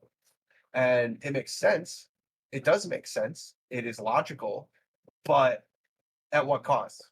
At what ethical cost? At what humanitarian cost? At what cost of expression and beauty and like really the integrity of the idea that you're bringing to the forum to challenge with in the first place? I think it takes the wind out of your sails when you're pushing for a cause, but you're not even willing to stand up for it. Well, I mean, you're still you would still be standing up for it economically because you have to make all the drones and you have to have the infrastructure to be able to support them. I just I think it's going to be surprisingly cheaper than feeding a lot of men for several years. I mean, I just see that as a good thing personally, but I No, understand the decision structure being more centralized being bad. I'm all for decentralization when it comes to a lot well, of things. and it gets rid of a lot of the witnesses too, right? That's Where true. like Yeah. how many people in Iraq were held accountable because of other soldiers that were there? Right. If there aren't any other eyes, then we're just going to have to take everything at face value because the robots aren't going to rat on the people that told them to kill everybody. Yeah. I mean, Chat GPT rats on people. I'm not saying that it doesn't, but I'm saying it would be very hard to convince people that that was even real and not some byproduct of other chat generation or something. You know what I mean? Right. It would just be a conspiracy mess, and we would never actually get anywhere. Yeah, this has been, like we said earlier, happening since before even Obama, and Oh, totally. this is the way it's going to go. Yeah, Yeah. there'll probably be very few. There will within the next generation, or maybe two. I don't know if it'll even make it that far. There probably won't even be actual humans that see actual real combat in Western, countries. Yeah, Oh no. I'm sure it'll still happen in, kind of like, Yeah, it will be lesser victims. fortunate, countries and things like that. The still Yeah, the heinous and it won't be war. It'll be slaughter. yeah, Like it will literally just be like the annihilation of groups of people based on programming. right. They'll go into any whatever neighborhood they want to in whatever country we happen to have a problem with at that point in time. We'll park some trucks outside of town, and then 7,000 drones will take to the sky and just liberate the city. So going beyond that, I wanted to show something that's more on the consumer sphere because there's a lot in the AI sphere, which I just want to do a caveat here. Yeah, And sorry that I have to do a caveat. That's a smoogly thing to do. But smoothly this out. is a very nuanced, in my opinion, this is a very nuanced subject, AI, and very often, just like in politics, people are just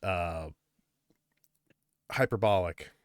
All that gets spread about this AI stuff, not all, but you know what I mean. The majority of things that are spread about AI are starkly negative and, quite frankly, dystopian. And I blame a lot of the media sphere for doing that. I mean, hell, we had Terminator as like a literal movie series, with Skynet and all that. And I get, and I 100% agree that that's a scenario that could happen, right?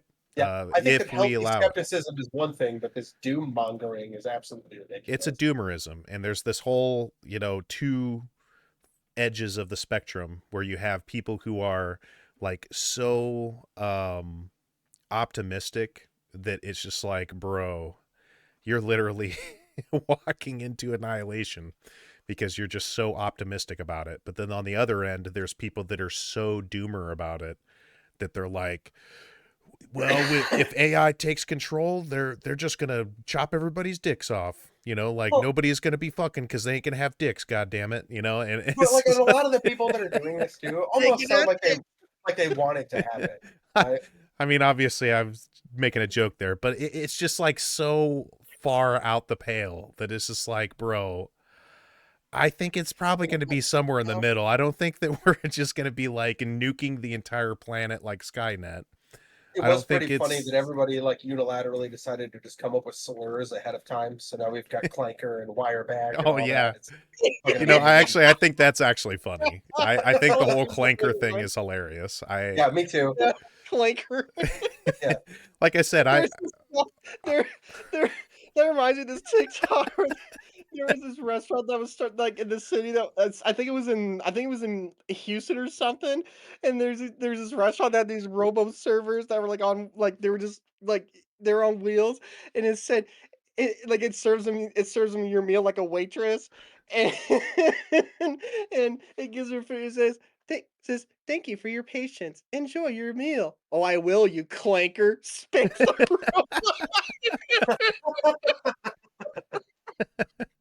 so there's this thing, right? There's this company. It's called Figure.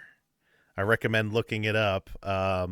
I don't want to be like the neckbeard guy that was like, oh man, I've seen these guys since they were blah blah blah. But I literally have followed these guys since they had like 10,000 subscribers, and this is going to be the robot that they're making, a consumer grade robot that's going to be in your house.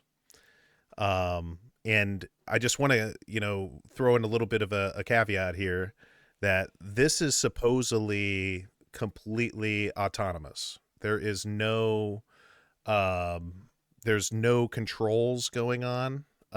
There's not somebody in the back, teleoperating this thing or anything like that. It is autonomous. Yeah, yeah. No, I'm picking up what you're putting down. Why don't you hit play? Let's see it. So I'm gonna.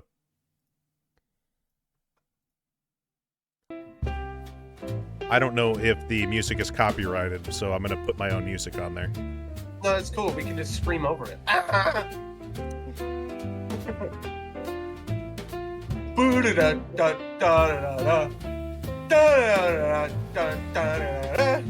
see, we're avoiding copyright infringement. Now it's an original piece of art. Fuck you, Dad!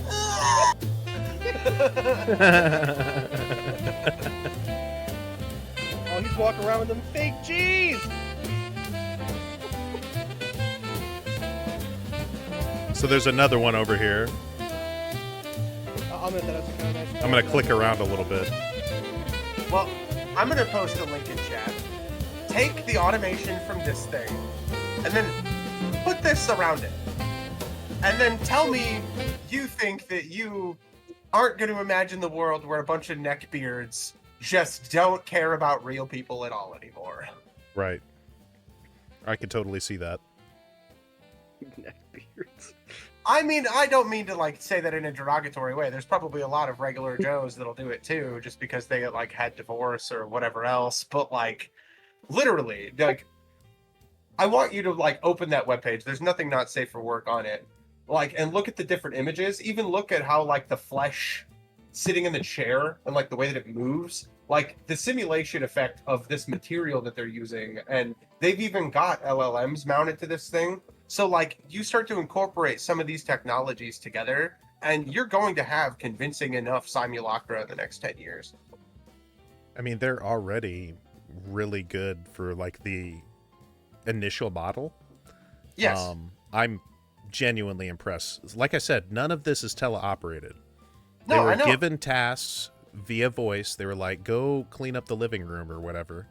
And they're just going over and doing it. Yeah. But you can still see that it's very large. It's clunky. It looks unintuitive. It looks unnatural. There's still that kind of uncanny valley effect to it. And I think that will go away over time with design improvements. And I mean, it can squat way longer than you can too. It can hold that squat really well. Infinitely.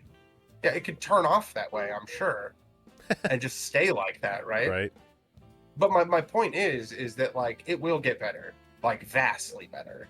Oh yeah, I mean it already has. Like I said, I followed these guys for a solid um, couple years, and the initial ones that they had going on were very rudimentary. They were hardly useful. Like quite frankly, I mean, I got to be frank on that. Is Well, there's no Especially way it could do anything, and now all it was doing was like simple hand movements. They've redesigned this two or three, four times, just like you saw with the Boston Dynamics guys. But yeah. the No, point these are going to is, replace a lot of laborers for sure. and rich people are going to have them in their houses. Yeah, which is going to Probably replace all of these illegals that they just got rid of. right. So that's one thing too to make a mention of is that when people are just so confused about ICE and things like that and getting rid, who's going to do all the work? That's what these capitalists are saying are going to do the work. You're looking at it Yeah, right here. yeah, Or iterations of this is what's yeah. going to be doing the Which is work. why I'm saying the only reason that this hasn't caught on and faster is because it's not hot and you can't fuck it yet. And so, like, as soon as you incorporate those two things together in with this, right? Like, I'm not joking. Like, no, I I know know that it there was sounds a like Robot I'm being Chicken silly, but episode. 100% sex permeates our culture in such a way that that's absolutely the It truth of does. it. And this here is so Boston Dynamics robot, which they're going more towards industrial, and they redesigned their the hand so Yeah, that it has three fingers and one of those fingers can rotate around to be a thumb. And it's all essentially engineering problems, right? Like yeah, they're thinking what is going to be the best use case for, essentially working on an assembly line or working in the home or whatever. yeah. And they're just, this all is, the AI isn't necessarily the most impressive thing. Like that's still impressive, but this is a major leap forward in literally just robotics in general Well, and like what it's robotics still can do. just trying to simulate what we can do. Think about when we start expanding on its functionality, when we start Right. giving them microscopic tools to be able to do things at such a micro and macro level at the same time that we just But can't but even fathom from our own perspectives, right? Right. but the difference between the human hand and the robotic hand is that they can do it with surgical precision. We Well, and can't. not well, and to like a micrometer, like more than that. Like that they'll be able to do complicated surgeries. You won't need surgeons. You won't need doctors. Right. You won't need so many professions. Like I said, they've even already taken like the digital AI tools and they've made an entirely digital modeling agency. Which can you think of the appeal of that to someone that wants to hire a modeling agency? They don't want to have to deal with some diva. They don't want to have to pay for travel. They don't want to have to pay for food. They don't want to have to like kowtow to a bunch of other things.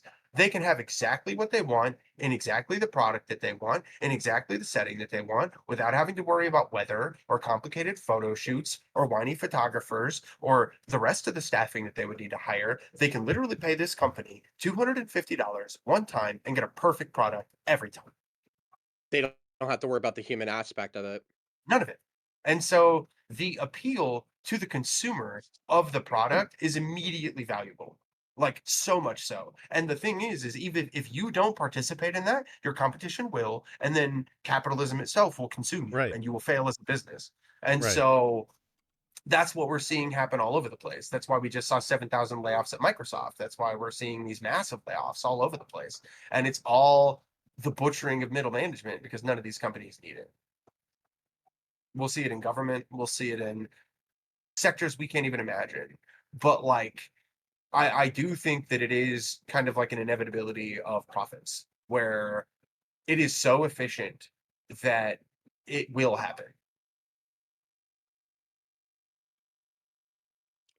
And just to put a little humor in this. I mean, I know that's like really dystopian as it can get, but the robot chicken, can you fuck it? Yes, we Excuse me, can can. you fuck it? No. Oh, who needs it? Right. The whole crowd, the whole audience just walks out the room. So this here was from 5 months ago, and like I just want to give people an idea that AI isn't just like doing just useless stuff. Like it's Yeah, able it's to not actually all solve. LLMs. They have created several processes with like the AI models LLMs are that actually outdated, do things. Well, I quite still think frankly. they have their place. I think that they are a layer of what eventually is the convincing AGI, right? Like you'll have to have a reasoning module, you'll have to have a mathematics module, you'll have to have more running at the same time. It'll be like a lattice of computers to simulate a mind, and an LLM will be a process of that, just so So that the dialogue can be convincing. so I just want to be clear on this. What you're looking at here is an app that was made by this Matthew Berman guy down at the bottom. Yeah, And this was a one shot. And what I mean by that, for those who don't know software engineering or whatever, essentially they typed a prompt. It was a detailed prompt. It's not like they're like, make Rubik's Cube. Like it was very detailed, and Make in a single shot they gave the instruction, and in that one single instruction they got out this application that's able to make a 20 by 20 Rubik's Cube, scramble the Rubik's Cube, and then solve it. make And Eddie Murphy eat spaghetti.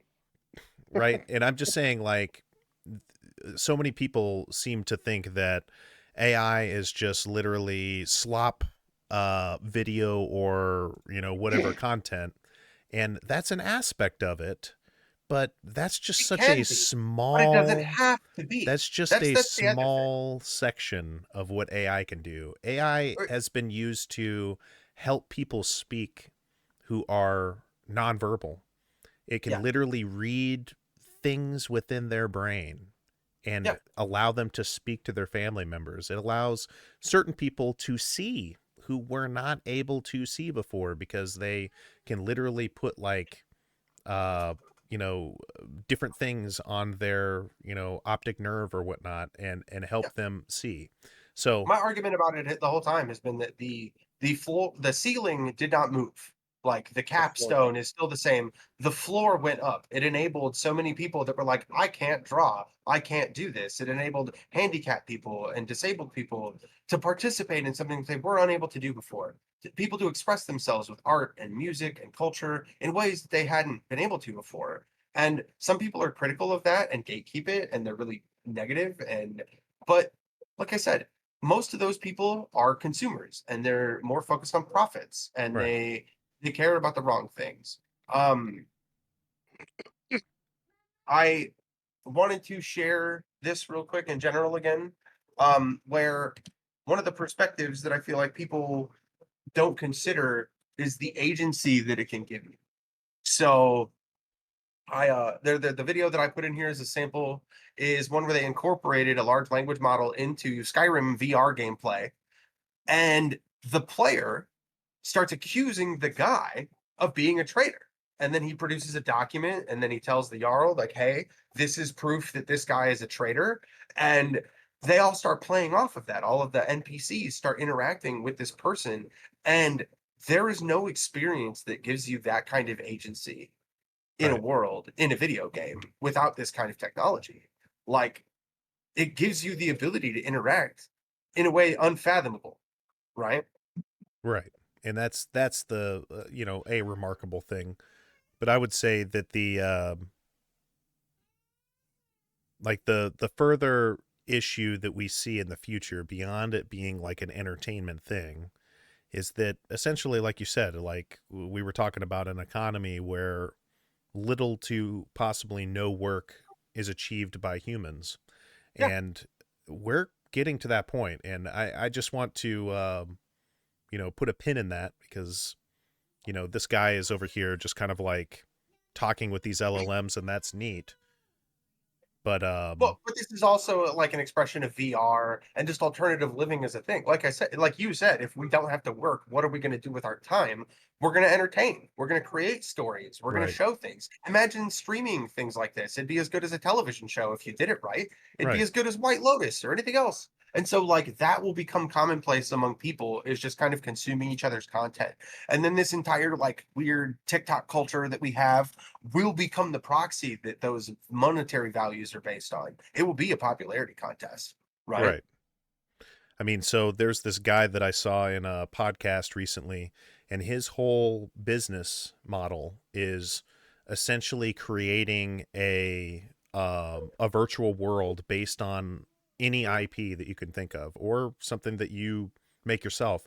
And just as the example is like, okay, imagine that instead of like The Simpsons, where you're like following Homer Simpson or Bart Simpson or whatever, you just have the Simpsons world, and you can choose to just be like, all right, I'm going to go walk over, not to, Bart, Homer and Marge's house.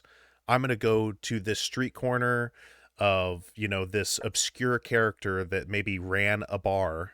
Or I'm gonna go have a drink at Moe's. Right. Yeah. And I'm going to watch a whole continuous episodes Yeah, shoot that the are shit with just Barney. all literally centered around them as the main character. And you could even inject your own self into that world if you want to. That Yeah. is the future of entertainment. It's not Yeah. going to be like, okay, AI is just going to spit out a bunch of, slop tube type Yeah. stuff. Well, and it can and it will, because I Right. mean, like YouTube was a thing too. I mean, back that's in the going to day. happen. Dumb Right. slop content is going to exist because we fucking think it's hilarious. Right. But Yeah, like I'm sure your kids have seen this Smoog tung sahur. I'm like, bro, like everybody wants to be like, oh, what the fuck is Skibbity Toilet? And it's like, bro, I was on Newgrounds and Albino Black Sheep, okay? We badger mushroom.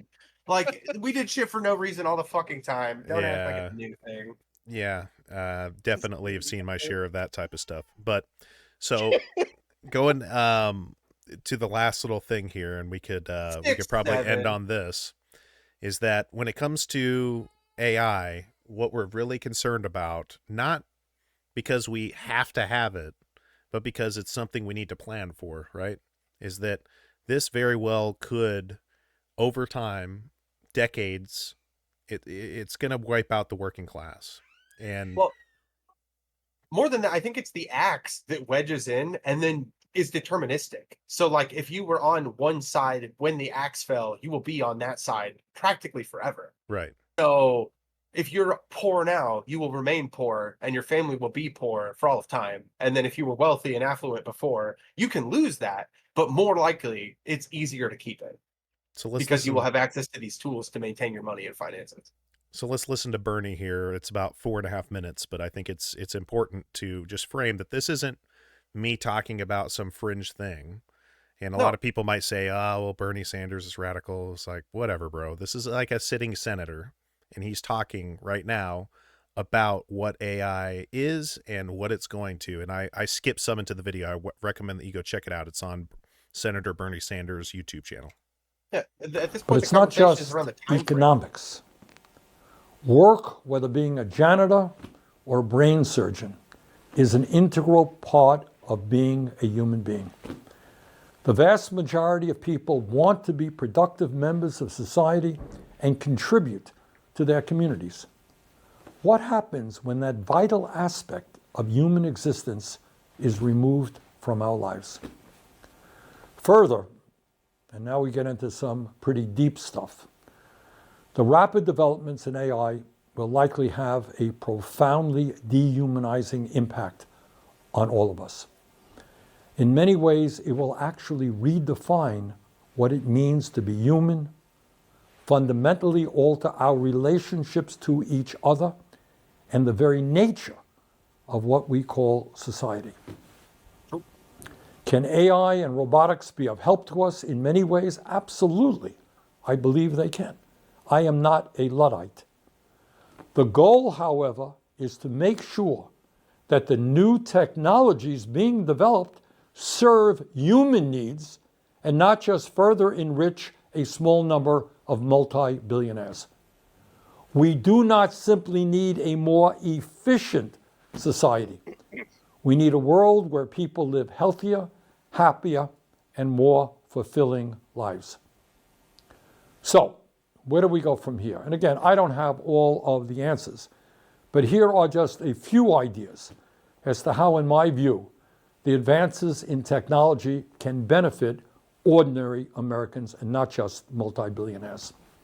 First, we must move to a 32-hour work week with no loss in pay.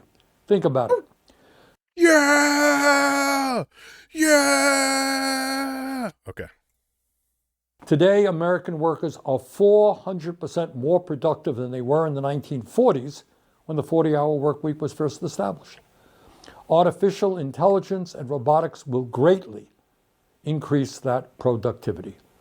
Workers must benefit from that increased output through a shorter work week. A 32-hour work week with no loss in pay would be a major step forward in improving the quality of life for millions of Americans. God bless you. Second, we must require large corporations to allow workers to elect at least 45% of the members of their boards of directors, similar to what already takes place in Germany. Workers need a seat at the table to best determine how AI is used in their companies. If Tesla workers were on their corporate board, I doubt very much that they would be rewarding Elon Musk with $1 trillion pay package. Oh no. Third, we must greatly increase profit sharing at our nation's largest corporations. In my view, workers should receive at least 20% of the stock in companies they work for. Corporate Hear, hear. profits should not just be going to enrich wealthy stockholders and the billionaires who own them.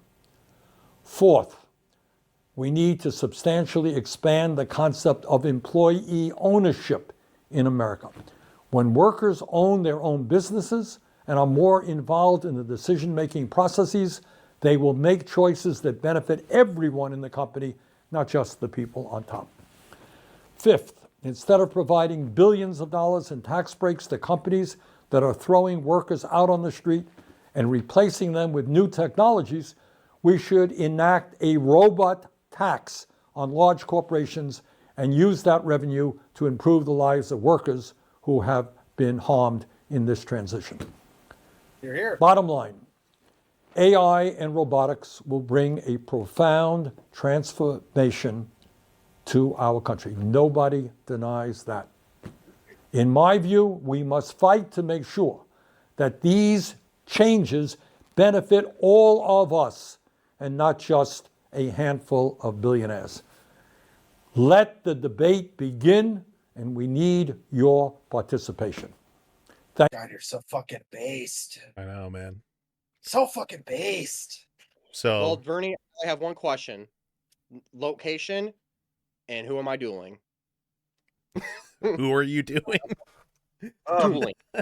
I do have a. Oh, dueling. Let's go, boy. Oh, dueling. Okay. Yeah, I have a. Recently, I've been seeing this crop up more and more, where people are talking about how AI data centers are costing so much in resources between Oh my water and gosh. electricity that it's causing children to starve to death. And I was curious how, like, I mean, because we're pretty left leaning, right? Like that seems like the side of the aisle that we would normally be on, but in this particular case, because of our embracing of this technology, I don't know. I think that that's a pretty silly assessment of the thing, especially when you get down to, well, if we're eliminating all these different labor positions and we're doing how many other resources are we saving regularly to where that becomes like a wash or becomes fine, you know? Like, is it a reallocation? Is it actually better? Like, So- I would need to see better statistics.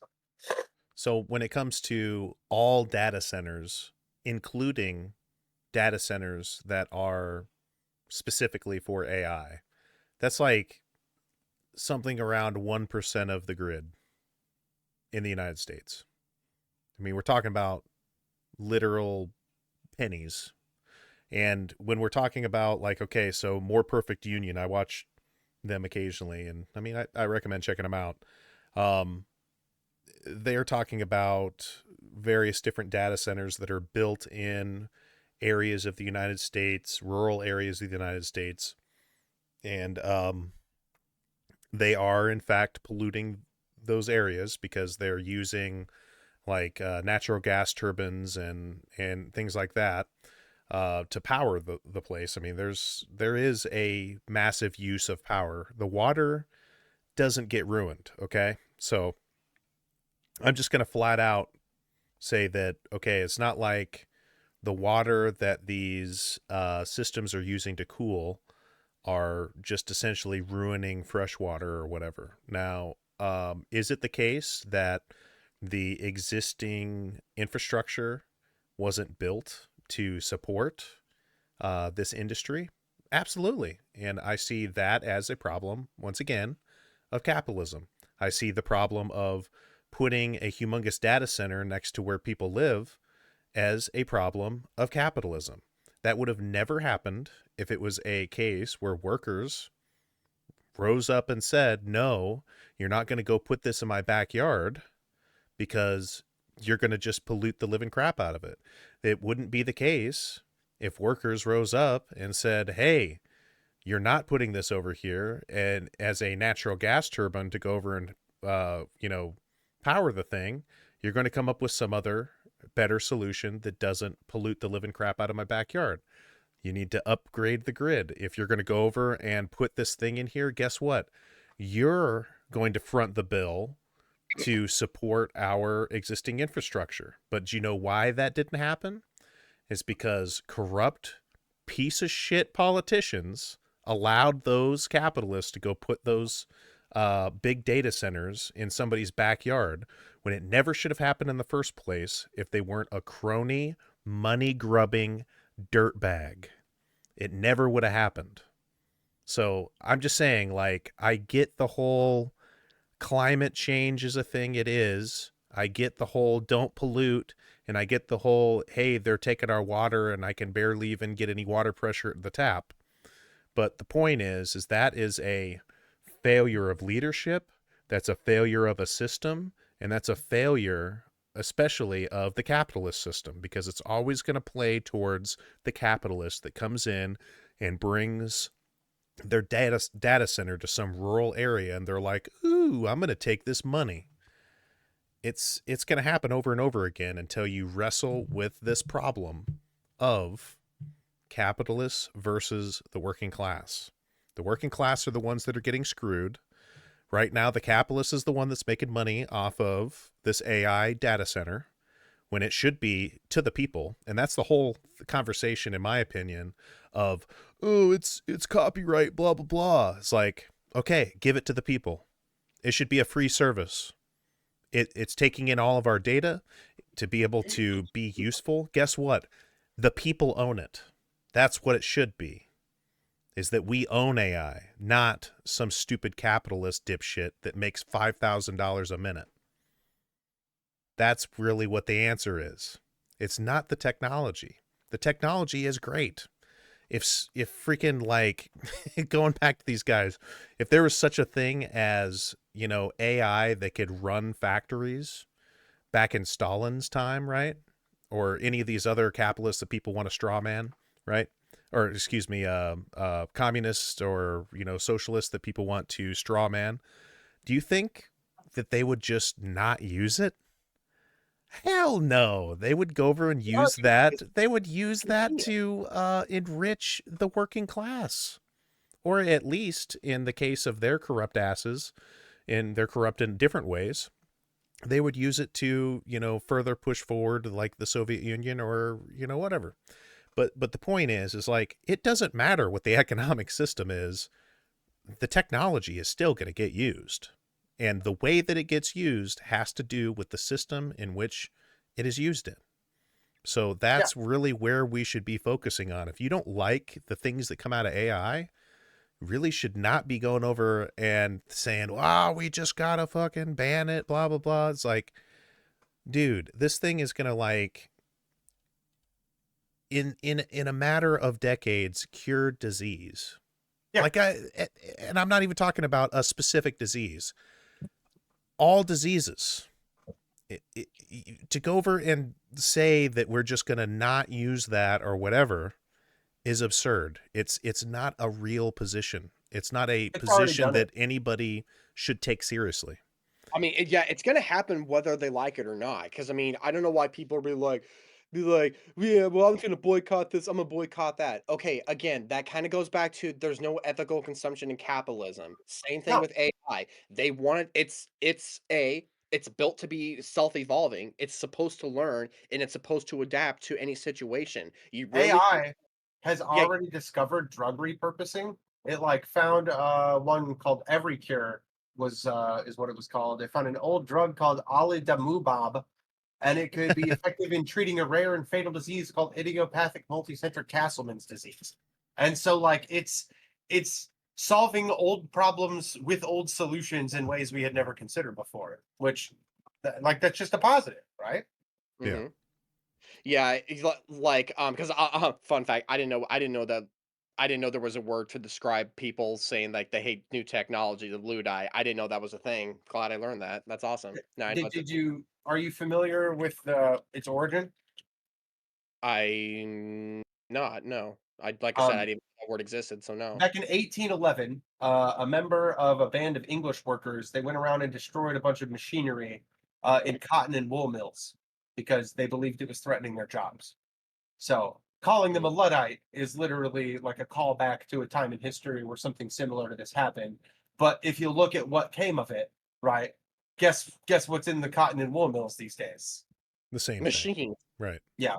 You know what I mean? Nobody wept for the man who made the abacus when we invented the calculator. Nobody Right. wept for the man who made horseshoes when we invented the car. Like Yeah. these things just happen over time. The world evolves.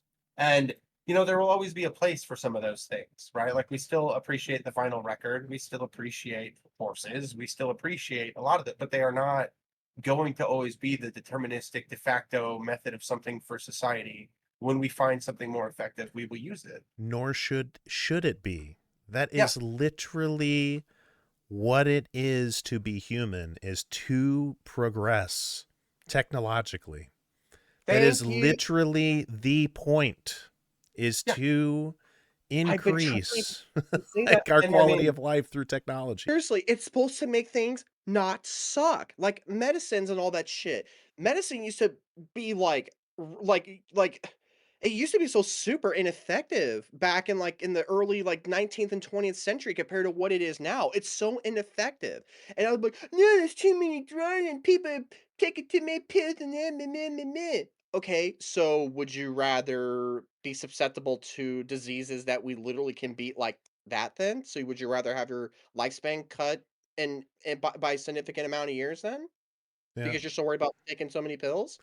It's just, once again, like, this is kind of the same position. Obviously it's not as extreme as a fascist, but this is why you don't argue with people like this, is because their positions are just not, they shouldn't be taken seriously. It's like, yo, when they came out with penicillin, all of the freaking witch doctors went out of business, right? You know, or when they came out with like the germ theory of disease, then all of these, you know, snake oil salesmen really worried themselves. When they came out with the automobile as like a more practical example, nobody was weeping for the buggy whip makers, the people that made buggy whips. You know what I mean? Like it's just the way that society moves, and it didn't have anything to do with capitalism or an economic system or a specific country or whatever. You know, I know a lot of people are going to argue, especially like a Matt Walsh or something like that, is that white people did all that shit, which is not true. But the point is this stuff would have come no matter what. It literally doesn't matter who the person is. Like, for example, E equals MC squared. It didn't matter whatsoever that Einstein figured that out, that matter could be energy and energy could be matter. The fact of the matter, in this case, no pun intended, is that we have that knowledge. And this whole like, well, this system did that, or you know, the Sistine Chapel wouldn't have been a thing if it weren't for Christianity or whatever. And it's like, I mean, sure, you're, to a certain extent you're probably right, but we still would have had a Da Vinci, dude. Like, we still would have had that guy making something. And you know, all of this hoopla about uh you know, saying it's going to be our downfall or whatever. I just seriously doubt it. I'm not saying that we should just blindly allow it to do anything, which is essentially what capitalism's going to do. You know, that's literally against the law now to put regulation on AI in most states at this point, because of corruption and things like that. And I think that's bad. I like the technology, but I think that aspect is bad. But I still am not going to blame AI for that. That's a problem with capitalism. That's a problem with the United States, policy making and the people who are in leadership and what they represent. So anyway, I just wanted to talk a bit about AI. I think No, that it's one of my favorite topics.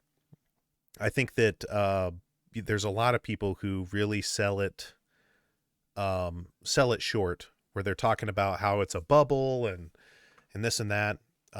Like, if you haven't heard anything about that, there's this big talk about like a large portion of the economy, the U.S. economy, is invested directly into AI, and it's a bubble, and it's eventually going to pop, and it's just like the 2008 crash or whatever.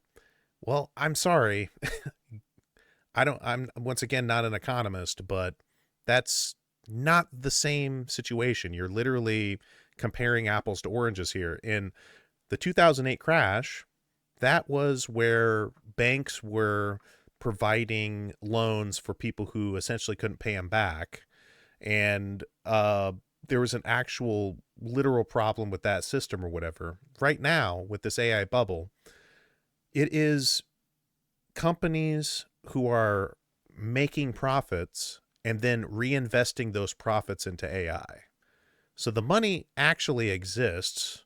Now, granted, you might say that those profits might be, stolen wages or whatever, but the point is they are taking actual money and investing it into things. That's not the same thing.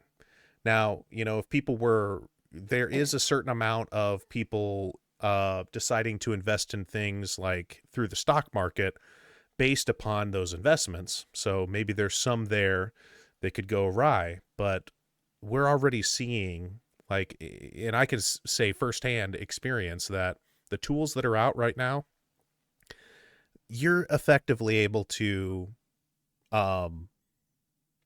create enterprise level code with these tools right now, and really efficiently, and way faster than even the best programmers that are out there. Like, the best programmers that are out there, you can best believe they are using these thinking models now to go over and do the majority, if not all, of their coding.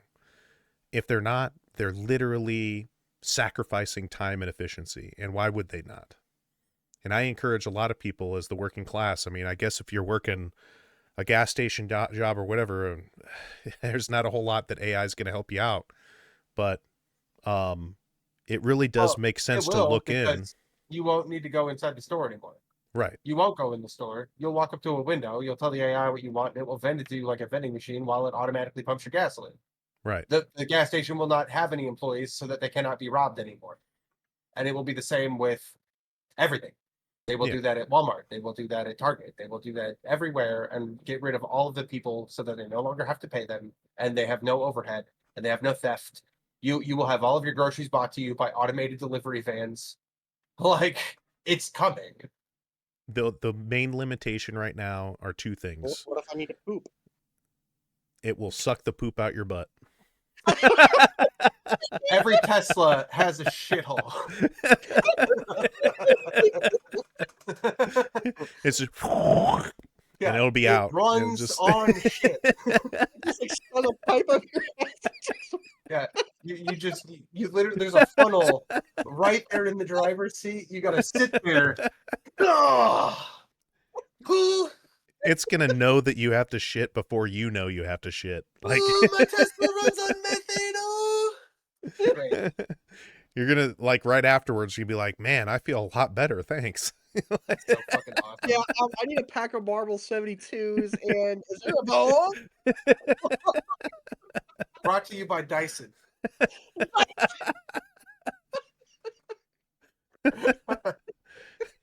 All right, that's a good spot to stop. Do we got any final comments? We're going to go the other way. Long-winded topic. Go first this time. Yeah, no, I think this was a pretty productive pod.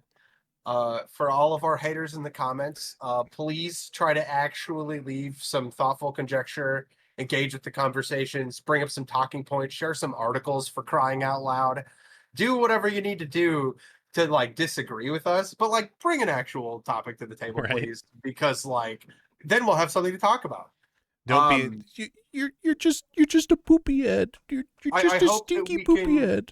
convince our more right-leaning compatriot to actually sit in on the pod one of these times. And I would really like to have that kind of a forum where we all just are free to interject our ideas. I don't want the pod itself to have any kind of leaning bias. I mean, obviously, I'm pretty left, and you guys are very left, right? I mean, at least I know Smoogs is, but I like that we can disagree on things and have civil conversations and really bring it back to like this American melting pot of conversation. And I think that anyone that's just going to write off our ability to have that kind of conversation civilly in our comment section is just looking to be a contrarian and start conflict and just I don't know continue this echo chamber bullshit that everybody's been trying to do for a long time. I have a lot of Republican friends. I have a lot of liberal friends. I have a lot of Democrat friends. I have a lot of communist friends. I'm literally talking to a man in Hungary right now in Discord. Like there are a lot of people around the world that have a lot of different beliefs. And at the end of the day, we're all human beings, and all of these imaginary words are not enough of a reason for us to keep killing each other and denying each other resources, food, and love. So, um, for the betterment of our people, I think that it's great that we're doing this, and I think that we should continue to do this. And even if people have a bunch of shit to say, please continue to say it. Omega Lion, what do you got? Yeah, so kind of piggyback off what Longwind says there. Yeah, I mean, we man, I cannot find my words today. I hate when I do that. So when yeah, I kind of want to say the same thing. If you truly you are allowed to disagree. I mean, that's the whole basis of a debate. I mean, if everybody agrees on one thing, then that's not a debate. That's just people simply agreeing. And that's how dialogue is produced, is that there is an opposing side. And again, opposing sides are 100% okay. That's literally what we're all about. But however, saying that I disagree or I hate this or you guys are stupid, yeah, I'm sorry. That's just like saying that you hate a fighter, you're going to fight him, and then all you're doing is just showing is just mooning the fighter. That doesn't effectively do anything. He's just going to kick your ass. Is what he's going to do. So if you really want to debate, then well, draw your cards, lay them down, let's duel. But anyways, and with AI, I've always liked robots when I was a kid. I always have. I remember when I got my first little toy, this cool toy called the Robo Quad. I don't know if any of you guys heard of Wowie robots. Hell But yeah, Robo Quad was my first one, and that thing just always amused me for as long as I've had him. And honest and it also me and my mom actually had prediction sometimes we discuss about AI stuff too, and we even thought and as big animal lovers, I think that also AI also will give access to those who can't have, like, organic pets because, like, they're allergic or some things like that. Robo cats and robo dogs, they don't need to poop, they don't need to eat, they don't get diseases. Um, you don't have to put it down. yep, they can be repaired. You Yeah, don't they have to don't put peanut butter on your genitals. You can neglect it for 2 weeks while you go on vacation. Jesus Christ, whoa, I was not ready for that response. Whoa, okay, that wasn't the direction I was going to go. But, I mean, technically, yes. I'm Hypothetically, just saying, hypothetically, okay? people do that right Hypothetically. now, and it has lots farther reaching consequences. Just say it. Yeah, but, yeah, and You can put a really well, if you long guys tongue on a robo dog, just saying. We poured a whole bag of dog food into the dog bowl. It's fine. Fucking retards. but, but really, AI is nothing more is really no different than the tools that we use. It really isn't. But the thing is, though, it's still like, I still will hold die on the hill that same thing with weaponry. Weapons are li and AI don't really have judgment that we as humans do. They don't have free will that we do. We make them do the things that they are designed to do. They don't make that on their own free will. They really don't. So, um, I can, but however, I do understand that people are very afraid of it, and it's human nature to fear what you don't understand. That's one of the biggest principles in psychology. Fear, people will fear and will even sometimes lash out at things they don't understand. Well, That's that's human nature, and that Yep. goes back to Plato's cave thing. It's because they fear because they don't know what's there until they figure it out. That's the whole thing that we're trying to preach is, well, yeah, there's plenty of things that we as a group are uncertain about. I have many uncertainties that scare the piss out of me. Like, will I live past 30 because because, we're heading into a kind of a very fascist state of things right now in the US. And I agree and I disagree with pretty much everything of it because as somebody who was kind of marginalized himself. No, I am not for the oppression of people just because they were born a certain way or because they were from a certain demographic. I disagree with that 110%. And it's just but but again, you are allowed to disagree with what we say, but if you want to disagree, give us a reason why you do. Don't just say you do and yeah, like you said, like what Smook said, yeah, you're poopy head. Okay, haha, yeah, yeah. That doesn't take much. That doesn't take much intelligence to call somebody a poopy head. Okay, Well, what Th- it, scares me is just how easy it is too. Like there was that guy who made like the programmable dartboard where like it could segregate by color. And so now you've got somebody who like decided to say, what if it was brown? And so you could literally just like make a drone that goes around killing people based on their skin color. Like Right. it's just exactly. easy to Yeah, and that is do. scary. Exactly, because like I said, that is the programmer, the user doing that. AI did not make that decision for itself. It was Exactly. that way. It was But it's just a designed. matter of time until some asshole in a garage goes killdozer on it and makes something that does that. And then we Yeah. get into a whole big other ethical problem, right? Oh man, here we go with the killdozer thing. Ugh. That's just been shared so many times. Like for a while, and I don't want to go into a big segue on the killdozer thing, but there was like when you first see that, you're like, yeah, yeah. Well, they should not screwed that guy over, and then you find out that the guy had like ample opportunity to do things about it, and then you're just like, well, that guy was just an asshole, Well, you they were know, kind of like screwing him over. I'll give him that. But like, yeah, 100%. But like, imagine if everybody, every time something went wrong, they just decided to take their killdozer, car and god drive damn it all it, over town. Right. We would not live in a society. It would dude, be that'd be a skit right fucking there. horror every day. That'd be a skit right there. If everybody Somebody drove a they killdozer. freaking flip somebody off, and then they're like, it just goes to the cuts to a person sitting there in the living room, and next thing you know, a killdozer's bowling on through. You Yeah, flipped it'd me be like off at the fucking light, you son of a it'd be a bitch. Like, commentary on gun rights because it's like, okay, everyone gets a killdozer. right? Government mandated killdozers for everyone. Now you Well, feel if you represented look in at your country, right?